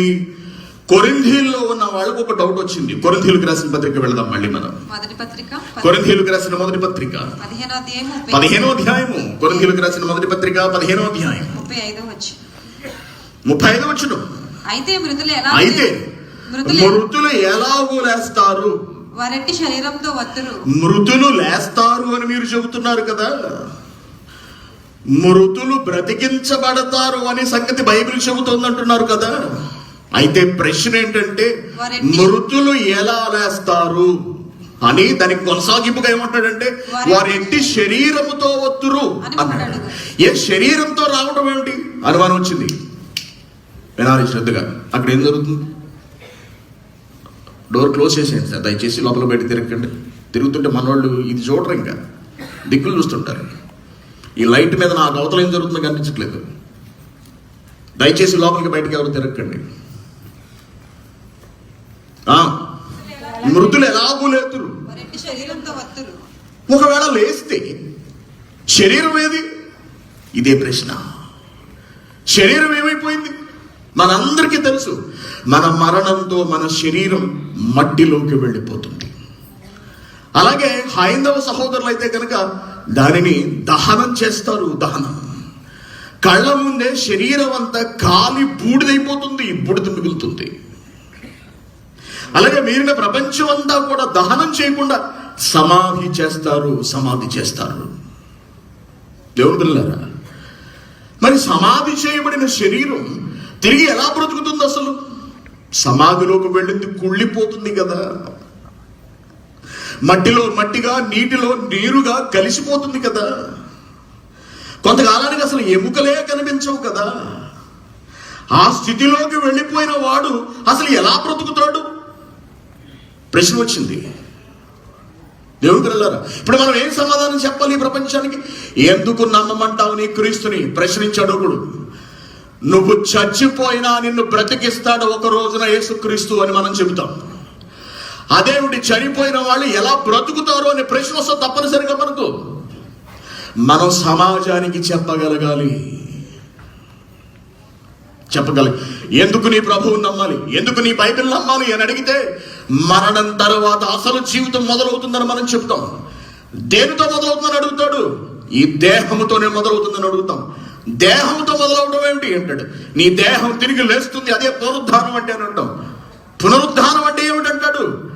మరణించినది తిరిగి లేవటం. పునరుద్ధానము, ఉద్ధానం అనగా లేచుట, పునరుద్ధానము అనగా మరణించిన శరీరము తిరిగి లేస్తుందంటాం. ఎలా లేస్తుంది అంటాడు. కుళ్ళిపోయింది ఎలా లేస్తుంది? పురుగులు పట్టేసింది ఎలా లేస్తుంది? ఇక్కడే అస్సలు విషయం ఉంది. దేవుని పిల్లలారా, బాగా ఆలోచించండి. మానవ దేహంలో కణ విభజన అనేది శుక్ర కణం తల్లి గర్భంలోకి ప్రవేశించిన క్షణం నుంచి మొదలవుతుంది. కణ విభజన అనగా ఒక కణం 2 కణాలు అవుతుంది, ఆ కణం మరో 2 కణాలు అవుతుంది, ఆ కణం మరొక కణం, ఆ కణం అలా అలా అలా అలా అలా కణ విభజన జరుగుతూ ఉంటుంది. ఈ కణ విభజన అనేది మనిషికి ఒక దశ వచ్చేంత వరకు, ఒక వయసు వచ్చేంత వరకు అనుక్షణం జరుగుతూనే ఉంటుంది. దాదాపు 18 నుండి 20 రోజుల పాటు ఒక కణం బ్రతుకుతుంది. తనలాంటి మరొక కణాన్ని పుట్టించి ఈ కణం చచ్చిపోతుంది. బాగా వినాలి శ్రద్ధగా అందరూ. కాబట్టే మనం బ్రతుకుతున్నాం. అయితే నిర్ణీత వయసు వచ్చేటప్పటికి కణ విభజన మందగిస్తుంది. ఎప్పుడైతే కణ విభజన మందగించిందో వృద్ధాప్యం అనేది ప్రారంభమవుతుంది. చర్మం ఒడులుతుంది, చూపు తగ్గుతుంది, పళ్ళు ఊడిపోతుంటాయి, ఎముకలో సత్తువు తగ్గిపోతుంది. కారణం ఏంటంటే తనలాంటి మరొక కణాన్ని పుట్టించలేకపోతుంది ఈ కణం. మనిషిలో కణ విభజన నానాటికి నానాటికి నానాటికి అలా తగ్గుతూ వెళ్ళి ఒక దినమున పూర్తిగా నిలిచిపోతుంది. అదే చావు రోజు. మన శరీరంలో దేవుడు ఏర్పాటు చేసిన ఈ అద్భుత వ్యవస్థ ఆగిపోతుంది ఒక రోజున. అదే మనకు మరణం సంభవించటం. అప్పుడు మనల్ని తీసుకెళ్ళి మట్టిలో పెడతారు. ఏం చెప్పాడు దేవుడు? మన్నైనది వెనుకటి వలె మరల భూమికి చేరును, మరల భూమికి చేరును. మరలా భూమికి ఎందుకు చేరాలి? మరలా భూమికి ఎందుకు చేరాలి? ఆలోచించండి. మన మరణంతో ఈ శరీరంలో చాలా ప్రక్రియలు జరుగుతాయి. మరణంతో అంత ముగిసిపోయిందని మనం అనుకుంటుంటాం. వినాలి శ్రద్ధగా, వినాలి, చాలా శ్రద్ధగా వినాలి. మరణంతో కణ విభజన ఆగిపోతుంది, కణ విచ్ఛిత్తి ప్రారంభమవుతుంది. కణ విచ్ఛిత్తి అంటే కణాలు ఎక్కడికక్కడ విడిపోవడం అన్నమాట. విభజన వేరు అనగా కొత్తది పుట్టడం, కానీ కణ విచ్ఛిత్తి మొదలవుతుంది అనగా కణాలు ఎక్కడికక్కడ విడిపోవడం ప్రారంభమవుతాయి. మన శరీరంలో రక్తం ప్రవహిస్తూ ఉంటుంది కదండి. రక్తం, ఈ రక్తం అంతా కూడా ఎప్పుడైతే మనం మరణించామో రక్త ప్రసరణ అయిపోతుంది. రక్త ప్రసరణ ఆగిన వెంటనే రక్తం అంతా కిందకు వచ్చేసిందండి. అంటే మనల్ని ఇలా పడుకోబెట్టారు అనుకోండి, రక్తం అంతా నెమ్మదిగా మన వెనుక భాగానికి వచ్చేస్తుంది. చూపించు, నాకేం కనిపించట్లేదు ఇక్కడ. ఎలా అంతమవుతుందో అనేది క్లోజ్ చేసి చూపించు నాకు. కాదు, రెండన్నది పెట్టు. చాలా జాగ్రత్తగా. A body farm in Texas. So okay, these are places passport sound తగ్గించి పాస్పోర్ట్. ఈ స్క్రీన్ ఖరీదు 160 దినాలు. ఇది ఎందుకు పెట్టామంటేనండి, మీకు కొన్ని విలువైన విషయాలు చూపించడానికి. మీకు చూపిస్తున్నప్పుడు మీరు చూడాలి. బాబాయ్ అని కళ్ళు మూసుకోండి, ఓకేనా? భయపడడం వంటివి చేయకండి, ఓకేనా? ఇప్పుడు మీరు చూడబోతున్నది మీకు భయం అనిపిస్తుంది, కానీ అదే రేపు మన పరిస్థితి. ఇలా ఎందుకు జరుగుతుందో మీకు అర్థం కావాలి. పునరుద్ధానం అంటే ఏమిటో, మృతులు లేపబడడం అంటే ఏమిటో, చనిపోయిన మన దేహం ఏమైపోతుందో, ఎక్కడికి వెళ్ళిపోతుందో, అసలు ఈ ప్రక్రియ అంతా ఎందుకు జరుగుతుందో తెలియాలి మనకు. అందుకే చూపిస్తున్నాను. కళ్ళు మూసుకోకుండా, వాంతులు చేసుకోకుండా చూడండి, ఓకే? భయపడకండి ఎవరు. researchers take recently deceased human bodies. మానవ శరీరం మీద పరిశోధనలు చేస్తున్నటువంటి కొందరు శవాలు అవి విచ్ఛిన్నం అవుతున్న విధానాన్ని పరిశీలించడానికి కొన్ని బాడీలను బయట అలా విడిచిపెట్టారటండి. Them out to decompose. So this research, mainly it's helpful when law enforcement come across a body under mysterious వీళ్ళు శవాల మీద పరిశోధనలు and they want to know how పరిశోధనలు చేసేవాళ్ళు వీళ్ళు. the bodies are scattered all over the field. అవునండి. They have about 50 out and పైన నుంచి చూస్తే శవాలు అలా కనపడుతున్నాయి. and most of them are under these metal cages that prevent the vultures from getting in. I kept asking him to lift up the cages for me to get ఇతను దీని అంతటికి director. నువ్వు వెళ్ళు, ఆపుకో. So what happens right అదిగోండి after you శరీరం. die is all the fluids that are inside your cells when you're కొంచెం alive వెనక్కి రా. leak out and bacteria కొంచెం start వెనక్కి రా, feeding. కొంచెం. Right after పాస్కట్ You die. కొంచెం వెనక్కి రా. Just him to lift up the cages for me to get better photos. So what happened? అలా చూడండి. ఇది మనిషి శరీరం. దాన్ని అలా గాలికి విడిచిపెట్టారు. అసలు ఏం జరుగుతుందో చూద్దామని. చర్మం ఎముకలకు అతుక్కుపోయింది, బాగా గమనించండి. మరి లోపలున్న రక్తం ఏది, లోపలున్న నీరేది, లోపలున్న కండరం ఏది? ప్లే కొట్టు. What happens right after you die is all the fluids that are inside your cells when you're alive leak out and bacteria start feeding immediately. They're converted. మొట్టమొదటి ఏం జరుగుతుందంటే cells self digest and bacteria proliferate అన్నాడంటే self digest తమను తాము హరించుకునేటటువంటి bacteria లేదా దానిలో ఉన్నటువంటి పదార్థాన్ని తినివేసే బ్యాక్టీరియా అనేది మన శరీరంలో ఆల్రెడీ ఉంటుంది. అది పని చేయడం మొదలు పెడుతుందట. మన శరీరంలో ఉన్న బ్యాక్టీరియా మన భాగాలను తినటం మొదలు పెడుతుంది. The liquids and solids inside you into gas. తర్వాత మనం చనిపోయేటప్పటికి ఈ సెల్స్ లో నుంచి అనగా కణజాలాల్లోంచి వచ్చినటువంటి గ్యాసెస్, ఈ గ్యాసుల వల్ల పొట్ట భయంకరంగా ఉబ్బిపోతుందంటండి. పొట్ట ఉబ్బిపోతుంది దారుణంగా. చచ్చిపోయిన వాళ్ళు చూసారు ఎలా ఉంటారు? నీళ్ళల్లో పడిన వాళ్ళు కానీ, లేకపోతే చాలా కాలం ఒక 2-3 రోజుల వరకు ఎవరు పట్టించుకొని వాళ్ళు శవాలు చూడండి ఎలా ఉంటాయో, పొట్ట భయంకరంగా ఇలా ఉబ్బిపోయి ఉంటుంది. మన దేంతో అలా కూర్చోంటే పేలిపోయేలా ఉంటుంది పొట్ట. కారణం ఏంటనుకుంటున్నారు? ఈ బ్యాక్టీరియా వలన గ్యాసెస్ ఉత్పత్తి అయిపోతాయంట మానవ దేహంలో. ఉబ్బిపోతుంది శరీరం. And this causes the second stage, which is bloat. You also have something called marbling during the stage because one of the gases is sulfur. అలా చూడండి, పురుగులు పట్టేసి శరీరం ఎక్కడికక్కడ చివికిపోయి రంగు మారిపోయింది. చూశారండి, ఈ బ్యాక్టీరియా వల్ల రంగు మారిపోయింది. It binds to the hemoglobin molecules in your blood and changes the color of them too. ఆ బ్యాక్టీరియా గ్రాడ్యువల్ గా డెవలప్ అయ్యి అలా పురుగులుగా మారి శరీరాన్ని తినటం మొదలు పెడుతుంది. చూడండి, అటు చూడండి, నన్ను చూడండి, అటు చూడండి. Hello. And at the same time, flies come. They come almost immediately when the body's placed, and they lay eggs. And they especially lay them in any orifices, so your head will get a lot of maggots on it, the eye sockets. తర్వాత కొన్ని కీటకాలు అవన్నీ కూడా ఈ gases వచ్చాయి కదండి, ఆ గ్యాసుల వాసనకు కొన్ని కీటకాలు, క్రిములు ఇవన్నీ ఆకర్షింపబడి దాని మీదకు వచ్చి వాటిని తింటూ దాని మీద గుడ్లు పెడతాయి. అవి కూడా పిల్లలుగా మారి పురుగులుగా మారి శరీరాన్ని తినటం మొదలు పెడతాయి. Eat away at that first.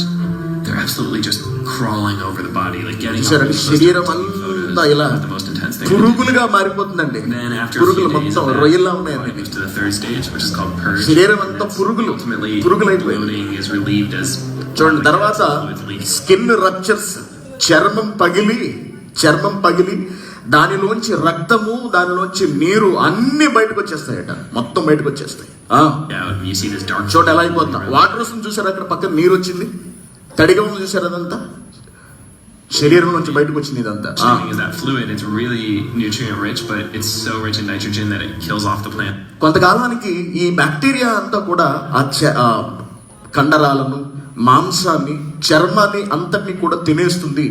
ఎముకలు, వెంట్రుకలు మాత్రం మిగులుతాయి కొంతకాలానికి. Initially, but a year later, it'll become especially fertile.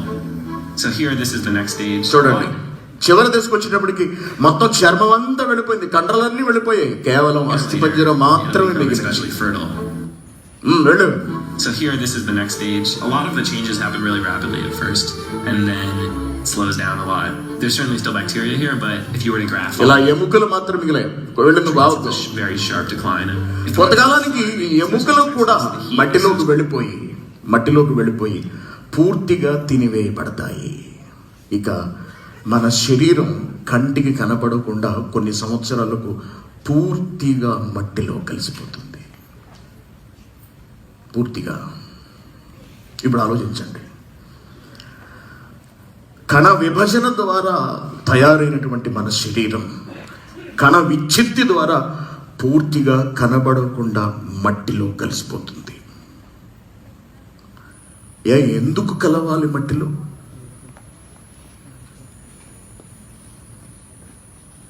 లేదా బయట విడిచిపెట్టేస్తే పురుగులు తినేసేస్తాయి. ఆ పురుగులు చచ్చిపోయాయి, అవి మట్టిలోకి వెళ్ళిపోయాయి. ఎముకలు మట్టిలోకి వెళ్ళిపోయాయి. గాలిలో విడిచిపెట్టేస్తే బ్యాక్టీరియా అంతా వచ్చి శరీరాన్ని తినేస్తుంది, అవి చచ్చిపోతాయి కొంతకాలానికి, అవి మట్టిలోకి పోతాయి. ఎందుకు జరుగుతుంది ఇదంతా? ఇంత కష్టపడి దేవుడు ఈ శరీరాన్ని నిర్మించి చివరికి ఇలా కొళ్ళబెట్టడానిక, మట్టిలో కలిపేయడానిక? దేవుని పిల్లలారా, ఇక్కడే ఉందండి దేవుడు ఉపయోగించిన మహాజ్ఞానము. కణ విభజన ద్వారా, కంటికి కనబడిన సూక్ష్మాకారం ద్వారా మనల్ని తయారు చేసిన దేవుడు తిరిగి కంటికి కనబడని అదే సూక్ష్మాకారంలోకి మనల్ని తీసుకెళ్ళిపోయాడు. ఒకవేళ కణ విచ్ఛిత్తి జరగలేదు, కండరాలు హరించుకుపోలేదు, నీరుగా రక్తంగా మారి మట్టిలో ఇంకిపోలేదనుకో, ఈ శరీరం కుళ్ళిపోలేదనుకో, ఎంతవరకు ప్రపంచంలో చచ్చిపోయిన వాళ్లతో ఈ భూమంతా నిండిపోయి ఉంటుంది. అవునా కదా? అవునా? శవం మట్టిలో కలవకపోతే, మట్టిలో కలిసే విధానాన్ని దేవుడు కనుక మానవ దేహంలో ఉంచకపోతే చచ్చిన వాళ్ళందరినీ మనం ఎక్కడ పెట్టుకోవాలి? ఇప్పటికి భూమి మీద 750 కోట్ల మంది ఉన్నారు ఇంచుమించు. ఇప్పటికి కొన్ని కోటాను కోట్ల మంది పుట్టి చచ్చిపోయారు. చచ్చిపోయిన వీళ్ళందరూ ఎక్కడున్నారు? ఒకవేళ శవాలుగా అలాగే ఉండిపోతే, మానవ దేహాలతో శవాలతో ఈ భూమంతా నిండిపోయి ఉండేది. మనం ఎక్కడ బ్రతికేవాళ్ళం? అందుకే దేవుడు ఆలోచించి ఒక అద్భుతమైనటువంటి విధానాన్ని మానవ దేహానికి కల్పించాడు. కంటికి కనబడని సూక్ష్మాకారం నుంచి మనిషిని తయారు చేసినటువంటి దేవుడు అదే కంటికి కనబడని సూక్ష్మాకారంలోకి మార్చి తిరిగి భూమిలోకి పంపించేశాడు. కుళ్ళిపోవడము, మట్టిలోకి వెళ్ళిపోవడం అంటే ఏమిటో తెలుసా? మన దేహాన్ని మట్టిలో భద్రపరచడము, దాచి ఉంచుతున్నాడు దేవుడు, దాచి ఉంచుతున్నాడు. కణాలను విభజించేశాడు, ఎక్కడికక్కడ విడగొట్టేశాడు, ఎక్కడికక్కడ కణాలను అన్నిటినీ మట్టిలోకి పంపించేశాడు, భద్రపరిచి ఉంచాడు ఎక్కడికక్కడ. అదే చెబుతున్నాడు, మన్నైనది వెనుకటి వలనే మరల భూమికి చేరును. ఎందుకు భూమికి పంపిస్తున్నాడు? కొళ్ళబెడుతున్నాడు దేనికి? రూపాన్ని మారుస్తున్నాడు దేనికి? నీకేదో మరొక అద్భుతమైనటువంటి రూపాన్ని ఇవ్వబోతున్నాడు ఆ మానవ శరీరానికి. కేవలం 70-80 ఏళ్ళు బ్రతికిన తర్వాత విడిచిపెట్టి పడేసేసేదిగా దేవుడు దీన్ని తయారు చేయలేదు. ఒక అద్భుతమైన జీవితానికి దేవుడు పునాదులు వేశాడు. దానికి ప్రతి రూపమే మన మరణము ద్వారా ఈ శరీరం మట్టిలోనికి కొనిపోబడటం, మట్టిలోకి కొనిపోబడటం. ఇలా మట్టిలోకి వెళ్ళినటువంటి దేహాలకు దేవుడు మరలా కొత్త జీవితాన్ని అనగా కొత్త రూపాన్ని ఇవ్వబోతున్నాడు. అదే ఈ ప్రపంచానికి బైబిల్ లేదా క్రైస్తవ్యం అందిస్తున్న మహాకానుక. దేవుని పిల్లలారా, మీ శరీరాలు 80 సంవత్సరాలతో అంతరించిపోతున్నాయని మీరు అనుకోకండి. తాను చేసిన పనిని నిష్ప్రయోజనంగా విడిచిపెట్టేవాడు కాడు దేవుడు. నీకు మరొక జీవితాన్ని ఇవ్వబోతున్నాడు, మరొక ఉన్నతమైన దశకు నిన్ను తీసుకెళ్ళబోతున్నాడు. దాని గురించే మాట్లాడుతోంది బైబిల్. అదే బైబిల్ ఈ ప్రపంచానికి అందిస్తున్నటువంటి అద్భుతమైనటువంటి జ్ఞానము. మట్టిలో మట్టిగా, గాలిలో గాలిలా కలిసిపోయింది. ఈ జీవితంలో మంచి బ్రతుకును బ్రతికిన వాడు, పుణ్యకార్యాలు చేసిన వాడు వచ్చే జన్మలో మంచి జీవితాన్ని పొందుకుంటాడు, మంచి బ్రతుకు తెచ్చుకుంటాడు అనుకుంటున్నారు. కాదు కాదు. మనిషికి ఒకే జన్మ, మనిషి ఒకేసారి పుట్టాలి, ఒకేసారి మరణించాలి. మరణించిన తర్వాత మళ్ళీ కుక్కగానో లేకపోతే పాముగానో లేకపోతే పిల్లిగానో పుట్టడం అనేది లేదు. ఈ శరీరాన్ని దేవుడు తిరిగి లేపబోతున్నాడు. అదే యేసుక్రీస్తు విషయంలో జరిగింది. ఎలా నమ్మమంటారండి? ఏమిటి సాక్ష్యం, ఏమిటి ఆధారం, ఏమిటి అనుకుంటున్నారా? యేసుక్రీస్తు మరణించి తిరిగి లేచాడు. అదే సాక్ష్యం ఈ ప్రపంచానికి. ఎలా నమ్మగలం యేసుక్రీస్తునని మీరు అనుకుంటున్నారా? యేసుక్రీస్తు గారి వలననే ఈ రోజున మనం తేదీ వేసుకోగలుగుతున్నాము. కాలాన్ని విభజించడానికి, కాలాన్ని లెక్కలు కట్టడానికి శాస్త్రవేత్తలందరూ పరిశోధించి కాలాన్ని విభజించడానికి అవసరమైన ఒక గొప్ప వ్యక్తి మనకు కావాలి అని ఆలోచించినప్పుడు ప్రపంచం అంతటికి కనిపించిన ఒకే ఒక్కడు యేసుక్రీస్తు గారు. ఆయనను గురించి తెలిపిన గ్రంథమే బైబిల్. ఆ బైబిల్లో అసలు ఏం జరుగుతుందో మరణం తర్వాత వ్రాసి ఉంది. చూద్దాం. ఇప్పుడు వెళదాం కొరింథీయులకు రాసిన పత్రిక, కొరింథీయులకు రాసిన మొదటి పత్రిక 15వ అధ్యాయము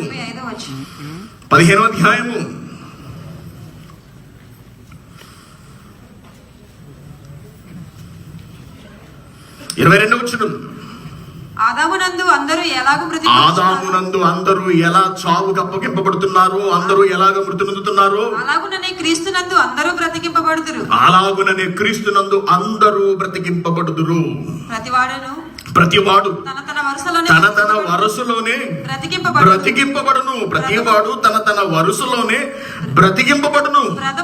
ప్రథమ ఫలము యేసుక్రీస్తు. మొట్టమొదట మరణించిన తర్వాత లేచిన వ్యక్తి యేసుక్రీస్తు. ఇంతవరకు మరణించిన వాళ్ళెవ్వరూ తిరిగి లేవలేదు.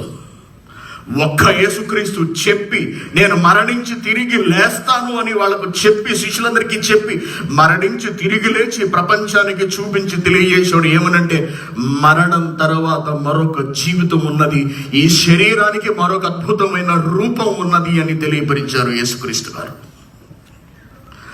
మనం కూడా తిరిగి లేస్తాం, మన శరీరాలు కూడా అలాగే తిరిగి లేస్తాయి అంటున్నాడు.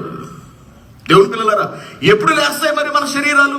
చూడండి, దెస్సలోనికీయులకు రాసిన పత్రిక మొదటి పత్రిక 4వ అధ్యాయము. దెస్సలోనికీయులకు రాసిన మొదటి పత్రిక 4వ అధ్యాయం 11వ వచనం. సహోదరులారా, నిరీక్షణ లేని ఇతరుల వలె మీరు దుఃఖపడకుండా నిమిత్తము చచ్చిపోయాడు, మా వాడు చచ్చిపోయారు, నా తండ్రి చచ్చిపోయాడు, నా కొడుకు చచ్చిపోయాడు, అదే నా భర్త చచ్చిపోయాడు, నా భార్య చచ్చిపోయింది, నా బిడ్డ చచ్చిపోయాడు అని మీరు ఏడుస్తున్నారు కదా. నిద్రించుచున్న వారిని గూర్చి నీకు తెలియకుండా మాకు ఇష్టం లేదు. చనిపోయిన వాళ్ళ గురించి మీకు తెలియాలి. చచ్చిపోయారు, ఇహ వాళ్ళు అయిపోయారు, మాతో ఉన్న సంబంధం తెగిపోయింది, ఇక ఎప్పటికీ మేము కలుసుకోము, వాళ్ళు మట్టిలో మట్టిగా నీటిలో నీరుగా కలిసిపోయారు, ఇక తిరిగి రారు, వారు బ్రతకరని మీరు అనుకుంటున్నారేమో. నిద్రించుచున్న వారిని గూర్చి మీకు తెలియకుండా మాకు ఇష్టం లేదు, మీరు కొన్ని విషయాలు తప్పనిసరిగా తెలుసుకోవాలి అంటున్నాడు. యేసు మృతి పొంది తిరిగి లేచనని మనము నమ్మిన ఎడల అదే ప్రకారం యేసునందు నిద్రించిన వారిని దేవుడు ఆయనతో కూడా వెంట పెట్టుకుని వచ్చును. దేవుడు ఆయనతో కూడా వెంట పెట్టుకుని వచ్చును. చచ్చిపోయిన మీ వాళ్ళందరూ తిరిగి వస్తారు. అందరూ బ్రతుకుతారు అంటున్నాడు. అందరూ బ్రతుకుతారు. దేవుని పిల్లలారా, చనిపోయిన మన వాళ్ళు బ్రతుకుతారు, మనం కూడా బ్రతుకుతాం. అయితే ఇక్కడ ఒక చిన్న పాయింట్ ఉంది, మనం ఆలోచించాలి బాగా. మరలా ఎందుకు బ్రతికించాలి? ఇది కదా ప్రశ్న, అంతే కదండి. చచ్చిపోయాం, మనం మరణించాము, మట్టిలో మట్టిగా కలిసిపోయాం. అటువంటి మనల్ని ఎందుకు బ్రతికించాలి? మనమేమి నీతిమంతులం కాదే. ఒకవేళ బ్రతికించినా ఆయన ఎవరిని బ్రతికిస్తానని చెబుతున్నాడు ఇక్కడ? క్రీస్తునందు మృతులైన వారు అంటాడు. క్రీస్తునందు మృతులైన వారు అనగా క్రీస్తుని తెలుసుకొని బ్రతికిన వారిని నేను తిరిగి బ్రతికిస్తాను, నన్ను నమ్మిన వాళ్ళని నేను తిరిగి బ్రతికిస్తాను అంటున్నాడు. నా యందు మృతి పొందిన వాళ్ళని నేను బ్రతికిస్తాను అంటున్నాడు. మరి ప్రపంచంలో ఇంచుమించు 80% మంది క్రీస్తుని తెలుసుకోలేదు. 80% మంది క్రీస్తుని తెలుసుకోలేదు. మరి వారి పరిస్థితి ఏమిటి?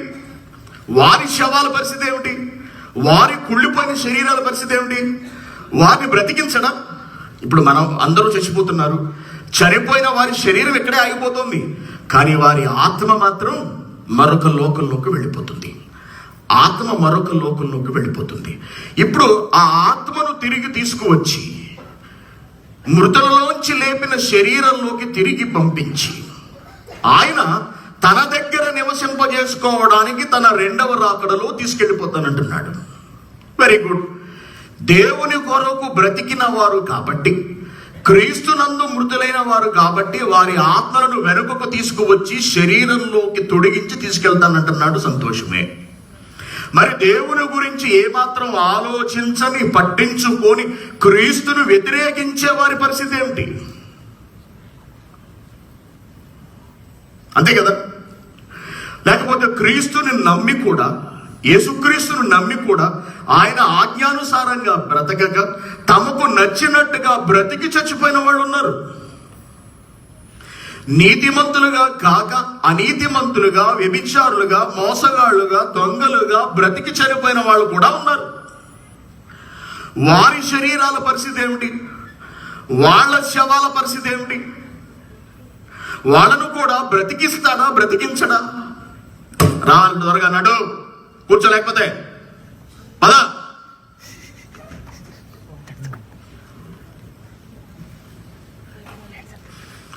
నాటకాలు చేయకండి లోపల.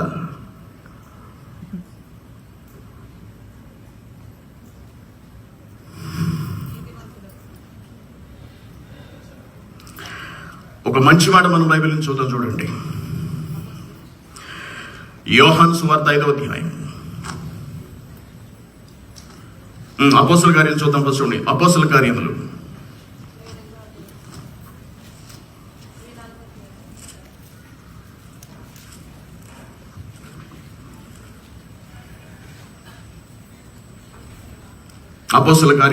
24వ అధ్యాయం 14వ వచనం. అపోస్తల కార్యములు 24వ అధ్యాయం 14వ వచనం. ధర్మశాస్త్రమందును ప్రవక్తల గ్రంథముల యందును వ్రాయబడి ఉన్నవన్నీ నమ్మి. చూడండి, పునరుద్ధానము అనగా మరణించిన వారి శరీరాలను తిరిగి లేపడము అనేది జరుగుతుంది. యేసుక్రీస్తు గారు మొట్టమొదట పునరుద్ధానుడైన వ్యక్తి, అనగా మరణించిన శరీరంతో తిరిగి బ్రతికిన వ్యక్తి. ఓకే, అయితే ఈ పునరుద్ధానం ఎవరెవరికి జరుగుతుంది? నీతిమంతులను దేవుడు బ్రతికించాడు అంటే ఒక అర్థం ఉంది, బాగా గమనించాలి. నీతిమంతుల శరీరాలను దేవుడు బ్రతికించాడు అంటే ఒక అర్థం ఉంది. ఎందుకంటే వాళ్ళు తమ శరీరాన్ని దేవుని కొరకు ఉపయోగించారు కాబట్టి. ఆలోచించండి. అయితే ఇక్కడ కేవలం నీతిమంతులు మాత్రమే అని విడిచిపెట్టకుండా ఏమంటున్నాడు? అనీతిమంతులకును పునరుద్ధానము కలుగబోతున్నదని వీరు నిరీక్షించుచున్నారు. అనీతిమంతులు అనగా దేవుని కొరకు బ్రతకని వాళ్ళు, దేవుణ్ణి పట్టించుకొని వాళ్ళు, దేవుణ్ణి నమ్మని వాళ్ళు, వీళ్లకు కూడా పునరుద్ధానం కలుగుతుందట. అనగా వారు కూడా తిరిగి బ్రతుకుతారు. పునరుద్ధానము అనగా తిరిగి లేస్తారు. కుళ్ళిపోయిన వారి శరీరాలు కూడా తిరిగి బ్రతికిస్తాడు దేవుడు. అంటే నీతిమంతులు బ్రతుకుతారు, అనీతిమంతులు బ్రతుకుతారు. ఓకే, నీతిమంతులను దేవుడు బ్రతికించాడంటే ఒక అర్థం ఉంది. అనీతిమంతులను బ్రతికించాల్సిన అవసరమే ఉంది. బ్రతికించడం అంటే దేన్ని బ్రతికిస్తున్నాడు? బాగా ఆలోచించాలి. బ్రతికించడము అంటే దేన్ని బ్రతికిస్తున్నాడు? దేన్ని బ్రతికిస్తున్నాడు? ఏది మట్టిలోకి వెళ్ళింది? ఏది కుళ్ళిపోయింది? ఏది మట్టిలో కలిసిపోయింది, రూపం మార్చేసుకుంది పూర్తిగా? శరీరం, మానవ దేహం మట్టి కట్టే. మరి అనీతిమంతుల శరీరాలను కూడా ఎందుకు బ్రతికిస్తున్నాడు? మనల్ని కూడా దేవుడి దగ్గరికి తీసుకెళ్ళిపోతాడా? అంతే కదండి. నీతిమంతులను ఎందుకు బ్రతికిస్తున్నాడు? దేవుడి దగ్గరికి తీసుకెళ్తాకి. అనీతిమంతులను కూడా ఎందుకు బ్రతికిస్తున్నట్టు? ఎందుకంటే యేసుక్రీస్తు గారు ప్రేమామయుడు, కరుణామయుడు, దయామయుడు. అందరినీ బ్రతికించి అందరినీ తీసుకెళ్ళిపోతాడు. అప్పుడు ఇంకా నీతిమంతులకు అనీతిమంతులకు ఏమీ తేడా ఉండదు. అటువంటిప్పుడు నీతిగా బతకాల్సిన అవసరమే ఉంది. ఇంకా అంతే కదా, అంతే కదండి. మన ఇష్టం వచ్చినట్టుగా బ్రతికితే అయిపోయింది. ఇక ఇంత జాగ్రత్తగా బ్రతకాల్సిన అవసరమే ఉంది. ఆలోచించండి. దేవుడు కొరకు బ్రతకని వాడిని లేపాల్సిన అవసరం. అయినా ఇప్పుడు మనం చనిపోతున్నామండి. శరీరం మట్టిలోకి వెళ్ళి కూలిపోయింది, లేదా కట్టెల మీద కాల్చేశారు, అగ్నిలో అగ్నిగా కలిసిపోయింది, అనగా పంచభూతాలలో మిళితమైపోయింది ఈ మానవ దేహం. మరి లోపల ఉన్నటువంటి ఆత్మ ఏమైంది? లోపల ఉన్నటువంటి ఆత్మ పాతాళం అనే చోటికి వెళ్ళింది. దేవుని కొరకు నీతిగా బ్రతికిన వాళ్ళు పాతాళ లోకంలోని నెమ్మది పొందే చోటుకు వెళ్ళారు. బాగా వినాలి. నీతిమంతులుగా బ్రతకని వాళ్ళు పాతాళ లోకంలోని వేదనకరమైన స్థలము అనగా అగ్నిగుండంలోకి వెళ్ళిపోయారు. ఇప్పుడు దేవుని కొరకు బ్రతకని వాడు ఎలాగూ, ఇప్పుడు చచ్చిపోయిన వాళ్ళందరూ గురించి మాట్లాడుతున్నాను.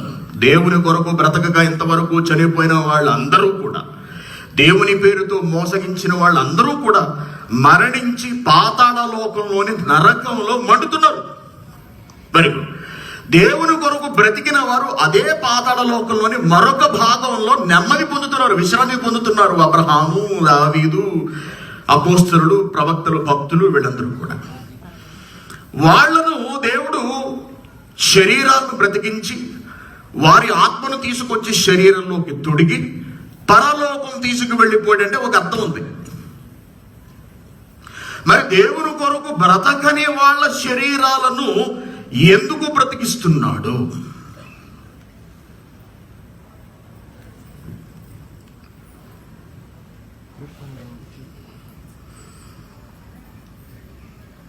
ఇక్కడే ఉందండి అసలు విషయం అంతా. దేవుడు తన అపార జ్ఞానంతో శరీరాన్ని నిర్మించి దానిలోకి ఆత్మను పంపించి తన కొరకు బ్రతకమన్నాడు. మనం ఎవరి కొరకు బ్రతుకుతున్నాం? మనం ఎవరి కొరకు బ్రతుకుతున్నాం? బాగా డబ్బు సంపాదించడానికి మనం చచ్చేంత వరకు గుండె కొట్టుకోవాలి.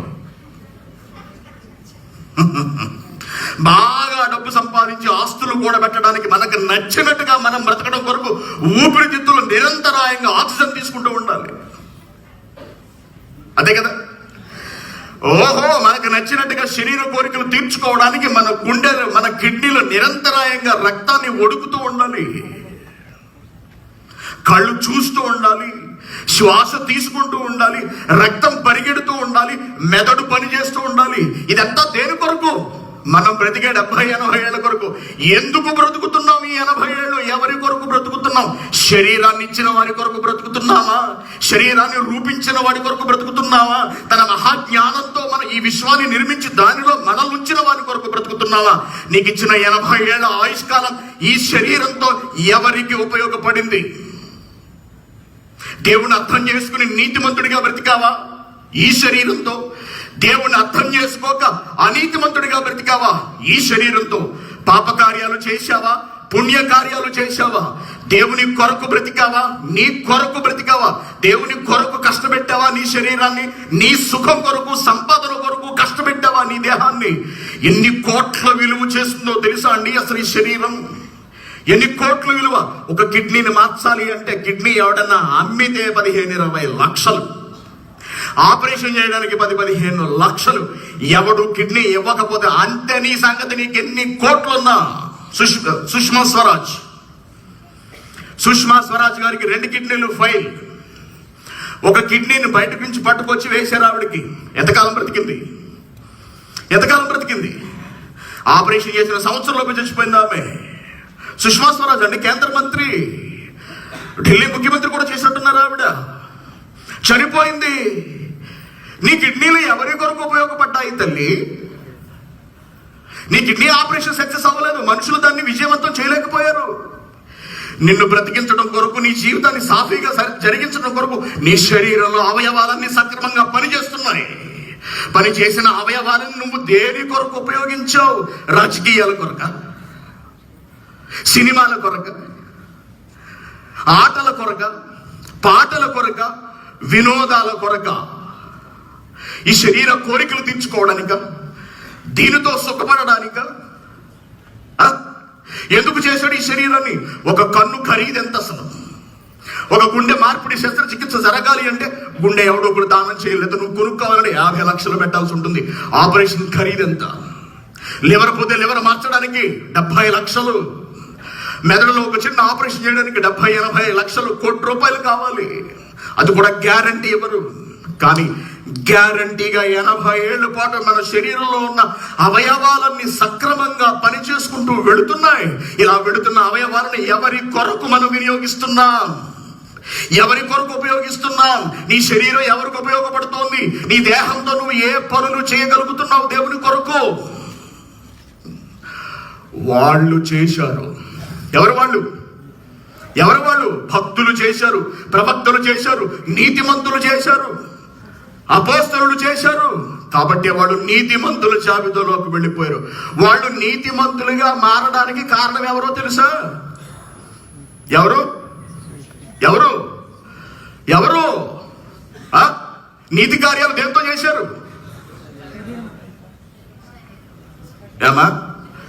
నీతి కార్యాలు దేంతో చేశారు? శరీరముతో. కాబట్టి దేవుడు వాడి శరీరాలు ఏం చేస్తా అన్నాడు? తిరిగి లేపుతాను అన్నాడు. ఎందుకు లేపుతాడు? తన దగ్గర కూర్చోబెట్టుకోవడానికి. మన శరీరాలకు దేవుడు ఒక అద్భుతమైనటువంటి అవకాశం ఇవ్వబోతున్నాడు. ఈ శరీరాల రూపాన్ని మార్చి తన సింహాసనం మీద కూర్చోబెట్టుకోబోతున్నాడు. ఎవరైతే తమ దేహాలను దేవుని కొరకు వినియోగించారో, రోమిలకు రాసిన పత్రిక 12వ అధ్యాయము 1వ వచనం ఒకసారి చూడండి. రోమిలకు రాసిన పత్రిక 12వ అధ్యాయము 1వ వచనం. కాబట్టి సహోదరులారా, పరిశుద్ధమును దేవునికి అనుకూలమైన సజీవ యాగముగా దేవుడు మీకిచ్చిన శరీరాలను ఆయనకు సమర్పించు. అంటే నువ్వెవరికి సమర్పించావు? ఉద్యోగానికి సమర్పించావా? IAS కి సమర్పించావా? IPS కి సమర్పించావా? నీ భార్యకు సమర్పించావా? నీ బిడ్డలకు సమర్పించావా? దేవుడికి ఏం సమర్పించలేదా? ఎందుకు సమర్పించలేదండి? దేవుడికి ఎప్పుడు సమర్పిస్తున్నాం? దేవుడికి ఎన్ని రోజులు సమర్పిస్తున్నాం? వారంలో 1 రోజు. ఆ 1 రోజులో 1 గంట. ఆ గంట కూడా అక్కడికి వెళ్ళి పడుకోవడం. ఈ శరీరాన్ని ఉపయోగించి వాళ్ళు దేవుణ్ణి సంతోషపరిచే పనులు చేశారు. శరీరాన్ని నలగొట్టుకున్నారు. యేసుక్రీస్తు జీవితం చూడండి. సుఖం లేదు, సంతోషం లేదు, ఈ శరీరానికి ఆనందం లేదు. ఏమంటున్నాడు? హెబ్రీయులకు రాసిన పత్రిక 10వ అధ్యాయం చూద్దాం. అయిపోయింది ఇక పాఠం. చివరికి వచ్చేసాం. ఎందుకు దేహాన్ని తయారు చేశాడు దేవుడు? ఎందుకు దేహాన్ని తిరిగి లేపుతానంటున్నాడు? ఏం చేస్తే లేపుతానంటున్నాడు? మన శరీరం ఏం కాబోతోంది? రేపు మరణించిన తర్వాత మనం అందరం ఏం అయిపోబోతున్నాం? మనకి బ్రతికుండగానే అర్థం కావాలి. ఆత్మ ఈ శరీరం నుంచి వెళ్ళిపోక ముందే మనం నేర్చుకోకపోతే, దేవునికి మన శిరస్సు వంచకపోతే, ఈ శరీరాన్ని దేవుని కొరకు ఉపయోగించకపోతే, కన్ను మూసిన తర్వాత ఇహ మనం చేయడానికి ఏమీ మిగలదు. దేవుని పిల్లలారా, ఈ శరీరాన్ని ఇచ్చిన దేవుడు పిచ్చోడు కాదండి. వాడుకుని విసిరేస్తామని ఇవ్వలేదు దేవుడు. మనకు నచ్చినట్టుగా ఉపయోగిస్తామని ఇవ్వలేదు దేవుడు.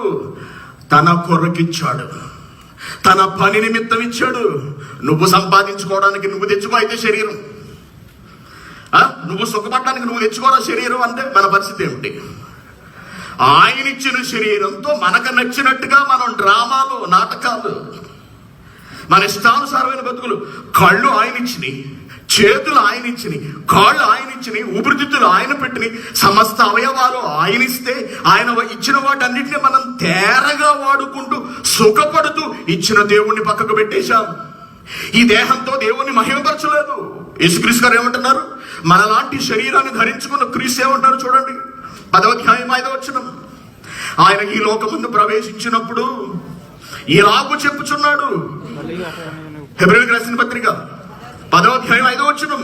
ఆయన ఈ లోకమందు ప్రవేశించినప్పుడు ఇలాగూ చెప్పుచున్నాడు, తండ్రి, బలియు అర్పణయు నీవు కోరలేదు గాని నాకొక శరీరాన్ని అమర్చితివి.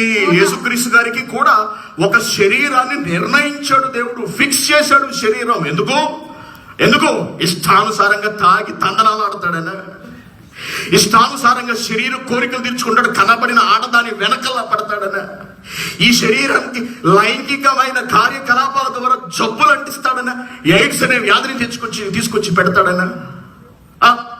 లేకపోతే తన జీవితం, తన బ్రతుకు, తన ఇష్టము, తన సుఖం అనుకుంటూ దేవుణ్ణి పట్టించుకోకుండా వదిలేసి ఈ సుఖంతో, ఈ శరీరంతో స్వర్గ సుఖాలు అనుభవిస్తాడనా? ఎందుకు ఇచ్చాడు యేసుక్రీస్తు గారి కూర ఒక శరీరం? ఎందుకు ఇచ్చాడో చెబుతున్నాడు చూడండి. అప్పుడు నేను నాకొక శరీరమును అమర్చితివి తండ్రి. అప్పుడు నేను గ్రంథపు చుట్టలో నన్ను గూర్చి వ్రాయబడిన ప్రకారం దేవా నీ చిత్తము నెరవేర్చుటకు ఇదిగో నేను వచ్చాను. నువ్వు నాకు శరీరాన్ని ఇచ్చావు, ఎందుకో తెలుసా? నీ చిత్తము నెరవేర్చాలని. తన బ్రతుకు కాలంలో యేసుక్రీస్తు గారు దేవుడిచ్చిన పనులన్నింటినీ పూర్తి చేసి ఆయన చిత్తాన్ని నెరవేర్చాడు. అదే యేసుక్రీస్తు బాటలో ఎందరో భక్తులు, అపోస్తలులు, పావులు, అంతకు ముందు ప్రవక్తలు దేవుడు శరీరాన్ని ఇచ్చిన విలువను అర్థం చేసుకున్నారు. ఈ శరీరంతో దేవుని కార్యాలు జరిగించారు. శరీరాన్ని తృణప్రాయంగా దేవుని కొరకు ఖర్చు పెట్టారు. దీన్ని దేవుని పనిలో నలగబట్టారు.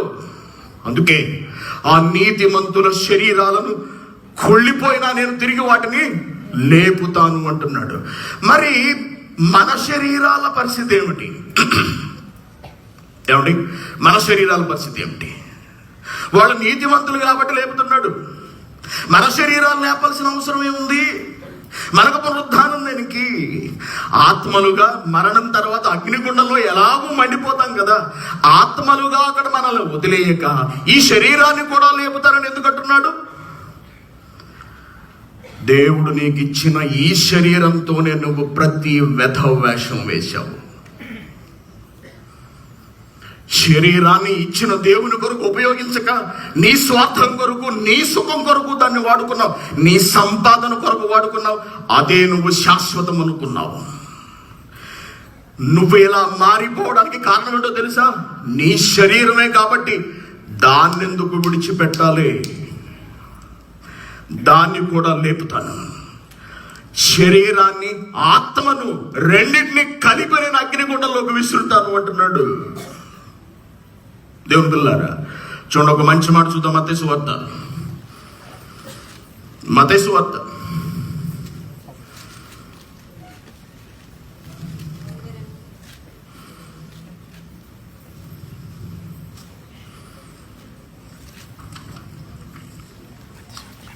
10వ అధ్యాయం 28వ వచనం. మత్తయి సువార్త 10వ అధ్యాయం 28వ వచనం. మరియు ఆత్మను చంపనేరక. బాగా గమనించండి, ఆత్మను ఎవరు ఏం చేయలేరు.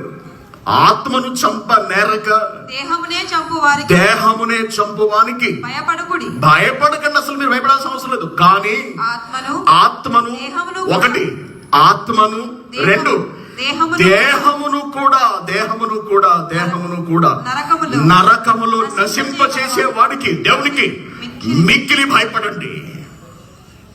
నీ శరీరాన్ని నీ ఆత్మను రెండింటినీ కలిపి నరకంలోకి పంపుతాడు.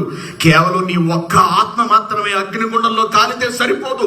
నువ్వు నరకానికి వెళ్ళిపోవడానికి కారణం నీ శరీరం. దానితో నువ్వు ప్రవర్తించిన విధానం, నిష్ప్రయోజనం చేసుకున్న నీ ఆయుష్కాలం, దేవునికి ఒక్కరోజు కూడా ఉపయోగించలేని నీ దుస్థితి, నోరు విప్పి 2 మాటలు కూడా దేవుడి గురించి చెప్పలేని నీ దౌర్భాగ్య స్థితి వలన నీ శరీరాన్ని విడిచిపెట్టనురా. దాన్ని నేను నాశనం చేయను. మట్టిలోకి వెళ్ళి దాన్ని పంపించి నేను దాన్ని వదిలేను. నా కోపం అంతా తీర్చుకుంటాను నీ మీద. ఎంత కష్టపడి చేశాను, ఎంత కష్టపడి. ఎవరైనా ఒక వెంట్రుకను తయారు చేయండి, శాస్త్రవేత్తలు అడిగింది. ఒక్క వెంట్రుక, సవరం కాదు, విగ్గు కాదు, వెంట్రుక. ఏ పదార్థంతో అయితే దేవుడు తయారు చేశాడు అదే పదార్థంతో ఒక్క వెంట్రుకను చేయమనండి. వెంట్రుక అసంభవం. ఒక కన్ను తయారు చేయమనండి, ఒక రక్తపు చుక్కను తయారు చేయమనండి.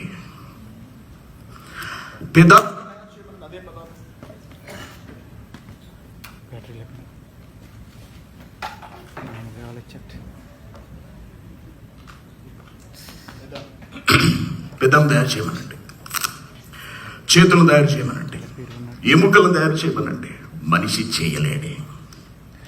చేసుకోగలమా? కాల్ లేదు. మా ఫ్రెండ్ వాళ్ళ అమ్మగారికి షుగర్ వచ్చి కాల్ తీసేశారు. కొన్ని రోజులు పోయిన తర్వాత నాకు కూడా తీసేస్తారండి. షుగర్ ఉంది ఫుల్గా, తీసేశారు. ఆవిడకి వల్కనైజ్డ్ రబ్బర్ లెగ్ పెట్టుకుని ఆవిడ నెమ్మదిగా ఆ స్టాండ్ పట్టుకుని నడుస్తూ వెళ్తూ ఉంటారు. ఏ మనిషి కాలు తయారు చేసుకుని పెట్టుకోలేరు.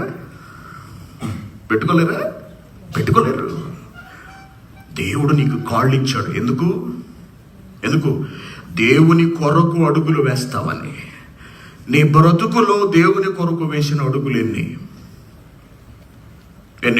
నీకు ఇచ్చిన 80 ఏళ్ల ఆయుష్కాలంలో నువ్వు దేవుడు కొరకు వేసిన అడుగులు ఎన్ని? ఈ చేతులతో ఎంత సంపాదించావు, ఎంత కష్టపడ్డావు, ఎన్ని సంవత్సరాలు కష్టపడ్డావు? ఈ చేతులతో నా కోసం చేసిన పనేది ప్రశ్నిస్తాడు దేవుడు. ఈ కళ్ళతో ఎన్ని సంవత్సరాలు చూసావు నువ్వు, ఎన్ని పుస్తకాలు చదివావు, నా కొరకు ఎంత చదివావు అడుగుతాడు దేవుడు. నీకోసం గుండె సంవత్సరాల పాటు కొట్టుకుందిరా, రక్తం లాగి వదిలి అది అలిసిపోతుందిరా. నీకు సిగ్గు లేదురా? నేను తయారు చేసిన అవయవాలను అప్పనంగా వాడుకోవడానికి చచ్చేంత వరకు వాడుకుంటున్నావు కదరా. నీకు జ్ఞానం రాదురా? ఇక ప్రతి అవయవాన్ని వాడుకుంటున్నాం. మనం చేసుకోలేదు, దేవుడే చేసి పెట్టాడు మనకు. అటువంటి అవయవాన్ని ఎవరి కొరకు ఉపయోగించమన్నాడు? పరిశుద్ధమును దేవునికి అనుకూలమైన సజీవ యాగముగా మీ శరీరాలు నాకివ్వండి అని నేను బైబిల్లో రాయించి పెడితే మీకు నచ్చినట్టుగా వాడుకుని వాటిని తగలబెట్టి జీవితాంతం సుఖపడి ఎందుకు పనికి రాకుండా చేసి దాన్ని అలా వదిలేసి నువ్వు వచ్చేస్తావురా? ఇందుకేనా నీకు శరీరాన్ని ఇచ్చింది? అందుకే నిన్ను విడిచిపెట్టను నేను. నీ ఆత్మను అగ్నిగుండంలో మండించడంతో పాటు ఎంతో కష్టపడి, ఎంతో ప్రణాళికతో, ఎన్నో సంవత్సరాలు కష్టించి తయారు చేసిన నీ మానవ దేహానికి కూడా తగిన శిక్ష విధిస్తాను నరకంలో అంటున్నాడు. ఆలోచించండి, ఎవరి కొరకు మీ శరీరం ఉపయోగపడుతుంది? ఈ మట్టి కట్టెతో ఎక్కడికి వెళదాం అనుకుంటున్నారు? ఎక్కడికి వెళతారు? మట్టి కట్టెతో మహావైభోగానిక పరలోకానిక యేసుక్రీస్తు గారు వెళ్ళారు. తిరిగి లేచిన యేసుక్రీస్తు తన శరీరాన్ని రూపాన్ని మార్చుకున్నాడు. దేవుడైన శరీరాన్ని మార్చాడు, మహిమ రూపంలోకి మార్చాడు. పరలోకంలోకి వెళ్ళిపోయాడు యేసుక్రీస్తు గారు. మహామహిమలోకి చేరిపోయాడు, మోక్షానికి చేరిపోయాడు. మహాలోకంలో దేవుని కుడి పార్శ్వమున ఆసీనుడయ్యాడు. కారణం ఏమిటో తెలుసా? ఒకే ఒక్క రీజన్. దేవుడు తనకిచ్చిన శరీరాన్ని తన సొంత అవసరాల కొరకు కాక పూర్తిగా దేవుని కొరకు వినియోగించాడు. కాబట్టి ఈరోజు మనం ఎవరి కొరకు ఈ శరీరాన్ని వాడుతున్నాము? ఆయన మట్టి కట్టెతో దేవుని పని జరిగించాడు కాబట్టే మహావైభోగంలోకి వెళ్ళిపోయాడు యేసుక్రీస్తు గారు. ఆయన అక్కడే కాదు, మనలను కూడా తీసుకెళ్తానంటున్నాడు. మనకు కూడా ఆ వైభవోపేతమైన స్థితిని ఇస్తానంటున్నాడు మహానుభావుడు. ఈ శరీరానికి, ఈ దేహానికి, ఈ ఆత్మకు అలా ఇవ్వాలి అంటే ఈ మట్టె కట్టెను దేవుని కొరకు మనం వినియోగించగలగాలి. దేవుని మహాజ్ఞానానికి నిదర్శనం, ప్రతిరూపమైన ఈ శరీరాన్ని దేవుని పనిలో నలగగొట్టగలగాలి. నీ కంటిని దేవునికి ఉపయోగించాలి, నీ చెవులను దేవునికి ఉపయోగించాలి, నీ కాళ్ళు, చేతులు, నీ స్వరపేటిక సమస్తము దేవుని పనిలో నలగాలి, ఉపయోగపడాలి క్రీస్తు వలె. అప్పుడు నువ్వు మహావైభవపేతమైన స్థితికి తీసుకువెళ్ళబడతావు. ఇదే శరీరంతో మహిమ రూపాన్నిచ్చి తీసుకువెళ్ళిపోతాడు దేవుడు. దేవుని కొరకు ఏమాత్రము వాడక నీ ఇష్టం వచ్చినట్టుగా నీకు నచ్చిన దేశం వెళ్ళి బాగా డబ్బు వస్తుంది కదా అని ఇక్కడికి వచ్చాం. ఇక్కడికి వచ్చిన తర్వాత ఏమొచ్చింది? కరోనా వచ్చింది. ఏమొచ్చిందండి? ఇప్పుడు ఉన్నది మన పని. ఓయ్ కంగారు పడకండి, ఉందా మన సంగతి. ఈ దేహాన్ని దేవుని కొరకు ఉపయోగిస్తే మహావైభోగం. అలా కాకుండా ఎందుకు పనికి రాకుండా మనం ఏం చేసాం? నైస్ ఫ్రూట్ తింటాం కదా, నైస్ ఫ్రూట్ మధ్యలో పుల్ల ఉంటుంది, శుభ్రంగా తినేసేస్తాం. తినేసి పుల్ల విసిరేస్తాం. ఎందుకు పనికిరాంది? అది బాగా వాడుకున్నాం, అది అవసరం మనకి ఎప్పటి వరకు? అది పూర్తయ్యేంత వరకు మనకి అవసరం. అది అయిపోయిన తర్వాత విసిరేసాం. అంత తేలిక అనుకుంటున్నాం ఈ శరీరం అంటే. దేవుని పిల్లగారా, దేహాన్ని దేవుని పని కొరకు వాడకపోతే, సృష్టించిన కన్న తండ్రి కొరకు ఈ శరీరాన్ని ఉపయోగించకపోతే, విడిచిపెట్టని దేవుడు ఈ శరీరాన్ని, ఈ మట్టె కట్టెను మహావేదనకు తరలించేస్తాడు. అదే అతి భయంకరమైన అగ్నిగుండం. ఆలోచించండి, ఎక్కడికి వెళదాం అనుకుంటున్నారు? మీ మట్టె కట్టెతో మహావైభోగానికి వెళ్ళిపోదాం అనుకుంటున్నారా? పునరుద్ధానం అవుదాం అనుకుంటున్నారా? మీరు మంచి వాళ్ళైనా మీ శరీరాన్ని బ్రతికిస్తాడు, మీరు చెడ్డవాళ్ళైనా మీకు పునరుద్ధానం ఇస్తాడు. ఇద్దరినీ బ్రతికిస్తాడు, ఇద్దరి శరీరాల్లోకి ఆత్మను పంపుతాడు. అయితే దేవుని కొరకు బ్రతికిన వాడు మహావైభోగానికి వెళ్తాడు, తన శరీరాన్ని దేవుని కొరకు ఉపయోగించిన వాడు మహావేదనకు వెళ్ళిపోతాడు. ఏమవుతోంది నీ ఆయుష్కాలం? నీ 70-80 ఏళ్ల బ్రతుకు ఏమైపోబోతోంది? నీకు ఇచ్చిన శరీరం ఏం కాబోతోంది? దేవుని కొరకు వాడకపోతే అగ్నిగుండంలో మండిపోతుంది, ఆత్మ మండుతుంది, శరీరము రెండు కలిపి మండిపోతాయి. నరకంలోకి తోసేస్తాడు దేవుడు. భయపెట్టడం కాదు. మత శాంతస్వాదులు చెబుతున్నారు చాలా మంది, నరకం ఉందని, చావు ఉందని భయపెడతారు వీళ్ళు. అటువంటిది ఏం లేదు, ధైర్యంగా ఉండండి అంటున్నారు. బయట కరోనా ఉంది, వీళ్ళు బయట కరోనా ఉన్నదని చెప్పడం తప్ప? చెప్పండి. కువైట్ ప్రభుత్వం ఆజ్ఞలు జారీ చేసింది. ఏమని? కరోనా ఉన్నది, చేతులు 20 నిమిషాల పాటు శుభ్రంగా బాగా కడుక్కోండి. మీకేమాత్రం తుమ్ములుగా కానీ, జలుబుగా కానీ, జ్వరంగా కానీ అనిపిస్తే వెంటనే ప్రభుత్వ ఆసుపత్రులకు వెళ్ళండి, లేదా మీ దగ్గరలో ఉన్న హాస్పిటల్కి వెళ్ళండి. నిర్లక్ష్యం చేయకండి. నిర్లక్ష్యం చేస్తే ప్రమాదం అంటుంది. అది భయపెట్టడమా, నిజం చెప్పడమా? ఈ మత శాంతస్వాదులు అంటున్నారు, ఈ క్రైస్తవులు నరకం ఉంది, మరణము అది ఇది అని చెప్పి భయపెడతారు మిమ్మల్ని. మీరేం భయపడకండి. అనుభవించు, నీ శరీరంతో అనుభవించు రాజా. నీకు నచ్చిన దాంతో తిరుగు, నీకు నచ్చినట్టు తాగు, నీకు నచ్చినట్టు బ్రతుకు. నిన్ను దేవుడు మోక్షానికి తీసుకెళ్ళిపోతాడు. ఎవడు చెప్పాడు? మోసపూరితమైన మాటలు అవన్నీ. మరణించడం ఎంత వాస్తవమో, మరణించిన తరువాత దేవుని కొరకు బ్రతకకపోతే నరకం ఉన్నదన్నది అంతే వాస్తవం. చావు అబద్ధం అన్నవాడు చేయొద్దండి, చావు లేదన్నవాడు చేయొద్దండి. చావు ఉన్నదా లేదా? చావు ఉండడం ఎంత వాస్తవం, బైబిల్ చెప్పిన నరకం కూడా అంతే వాస్తవం. ఇది మోసం కాదు, ఇది వాస్తవం, ఇది నిజం. దేవుని పిల్లలు ఆలోచించండి. మీ మేలు కోరి దేవుడు చెప్పిస్తున్నటువంటి మాటలు. మత ఛాందసవాదుల మాటలకు మోసపోకండి. క్రైస్తవ్యం మీద ద్వేషం పెంచుకోకండి. మీకు నిజాన్ని తెలియజేసేది క్రైస్తవ్యం అంటే, మిమ్మల్ని సంస్కరించడానికి, మిమ్మల్ని ఉద్ధరించడానికి, దేవుడి పక్కన మిమ్మల్ని కూర్చోబెట్టడానికి కష్టపడినది క్రైస్తవ్యం. ఈ రోజుకి కష్టపడుతున్నది క్రైస్తవ్యం. క్రీస్తు మాకు నేర్పించిన జ్ఞానం అది, క్రీస్తు మాకు బోధించిన ధర్మం అది. మోసగించాల్సిన అవసరం మాకు లేదు. డాక్టర్ నీకు నిజం చెప్తాడు, నీకు క్యాన్సర్ వచ్చింది, అతి త్వరలో నువ్వు చచ్చిపోతావు నువ్వు వైద్యం చేయించుకోకపోతే అని డాక్టర్ చెప్పడం భయపెట్టడమా, వాస్తవం చెప్పడమా? వాస్తవాన్ని తెలియపరచడం. ఇది నిజమైతే బైబిల్లో నరకం గురించి, మరణం గురించి చెప్పబడిన ప్రతి మాట వాస్తవం. అది మరణం అంత వాస్తవమైనది. ఎవడ బైబిల్ తప్పు పట్టేది? ఎక్కడ తప్పు పడతావు నువ్వు? కాబట్టి ప్రేమ దేవుని పిల్లారా, మీ శరీరం తిరిగి లేపబడుతుంది. అది నరకానికి వెళ్ళడానికి మీరు లేపుకుంటారా? దేవుడికి మీరు అవకాశం ఇస్తారా? లేక పరలోకం వెళ్ళడానికి మీరు లేపుకుంటారా? దేవుడికి మీరు అవకాశం ఇస్తారా? మట్టి కట్టుతో మహావైభోగానిక, బహువేదనక. వద్దండి, మీకు వేదన వద్దు, మీకు వేదన వద్దండి. మీరు వెళ్ళకూడదు. మీరందరూ మంచివాళ్ళు, మీరందరూ సాక్షాత్తు ఆ దేవుని బిడ్డలు. మీరందరూ దేవుడి దగ్గరకు వెళ్ళాలి. అలా వెళ్ళాలి అంటే మీ శరీరాన్ని మీరు అర్థం చేసుకోవాలి. దీని విలువని మీరు గమనించాలి. దీన్ని కష్టపడి తయారు చేసిన దేవుని మీరు గుర్తించాలి. ఆ దేవుడు ఎవరో తెలుసుకోవాలి. మీ శరీరాన్ని దేవుని కొరకు ఉపయోగించాలి. ఉపయోగించండి. మీకు ఎలా చేయాలో తెలియక రండి మా దగ్గరకు. క్రైస్ట్ చర్చ్ కోవైట్కు రండి. మహాజ్ఞానాన్ని నేర్పిస్తాం. దేవుని దగ్గరకు మిమ్మల్ని పంపిస్తాం. మాది గ్యారంటీ.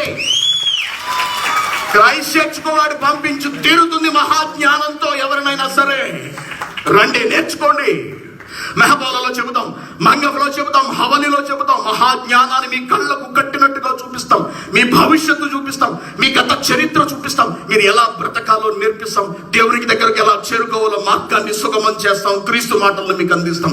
అదే క్రైస్ట్ చర్చ్ కోవైట్ అంటే. మేము మీ దగ్గర నుంచి డబ్బులు ఆశించాం. మీ డబ్బులు మాకు అవసరం లేదు. ఆవేదనండి. దేవుని మాటలు అర్థం చేసుకోలేకపోతున్నారని, దేవుని మనసును తెలుసుకోలేకపోతున్నారని, బ్రతుకును దేవునికి అంకితం చేయలేకపోతున్నారని, శరీరాన్ని దేవుని కొరకు ఉపయోగించలేకపోతున్నారనే బాధ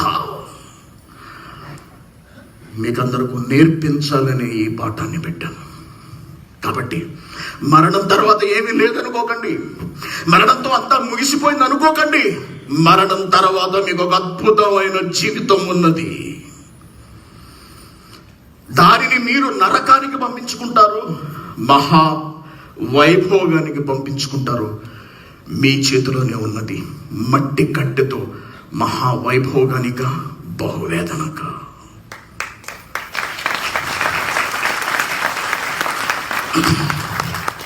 దేవుని పిల్లారా, చాలా ఆలస్యమైన, చాలా ఓపికగా విన్నందుకు మీ అందరికీ ధన్యవాదములు. ప్రార్థన చేస్తాను. కలుసుకోండి. పరలోకమందున్న మా కన్న తండ్రి, ఎన్నో భయాలతో, అనుమానాలతో ప్రారంభించిన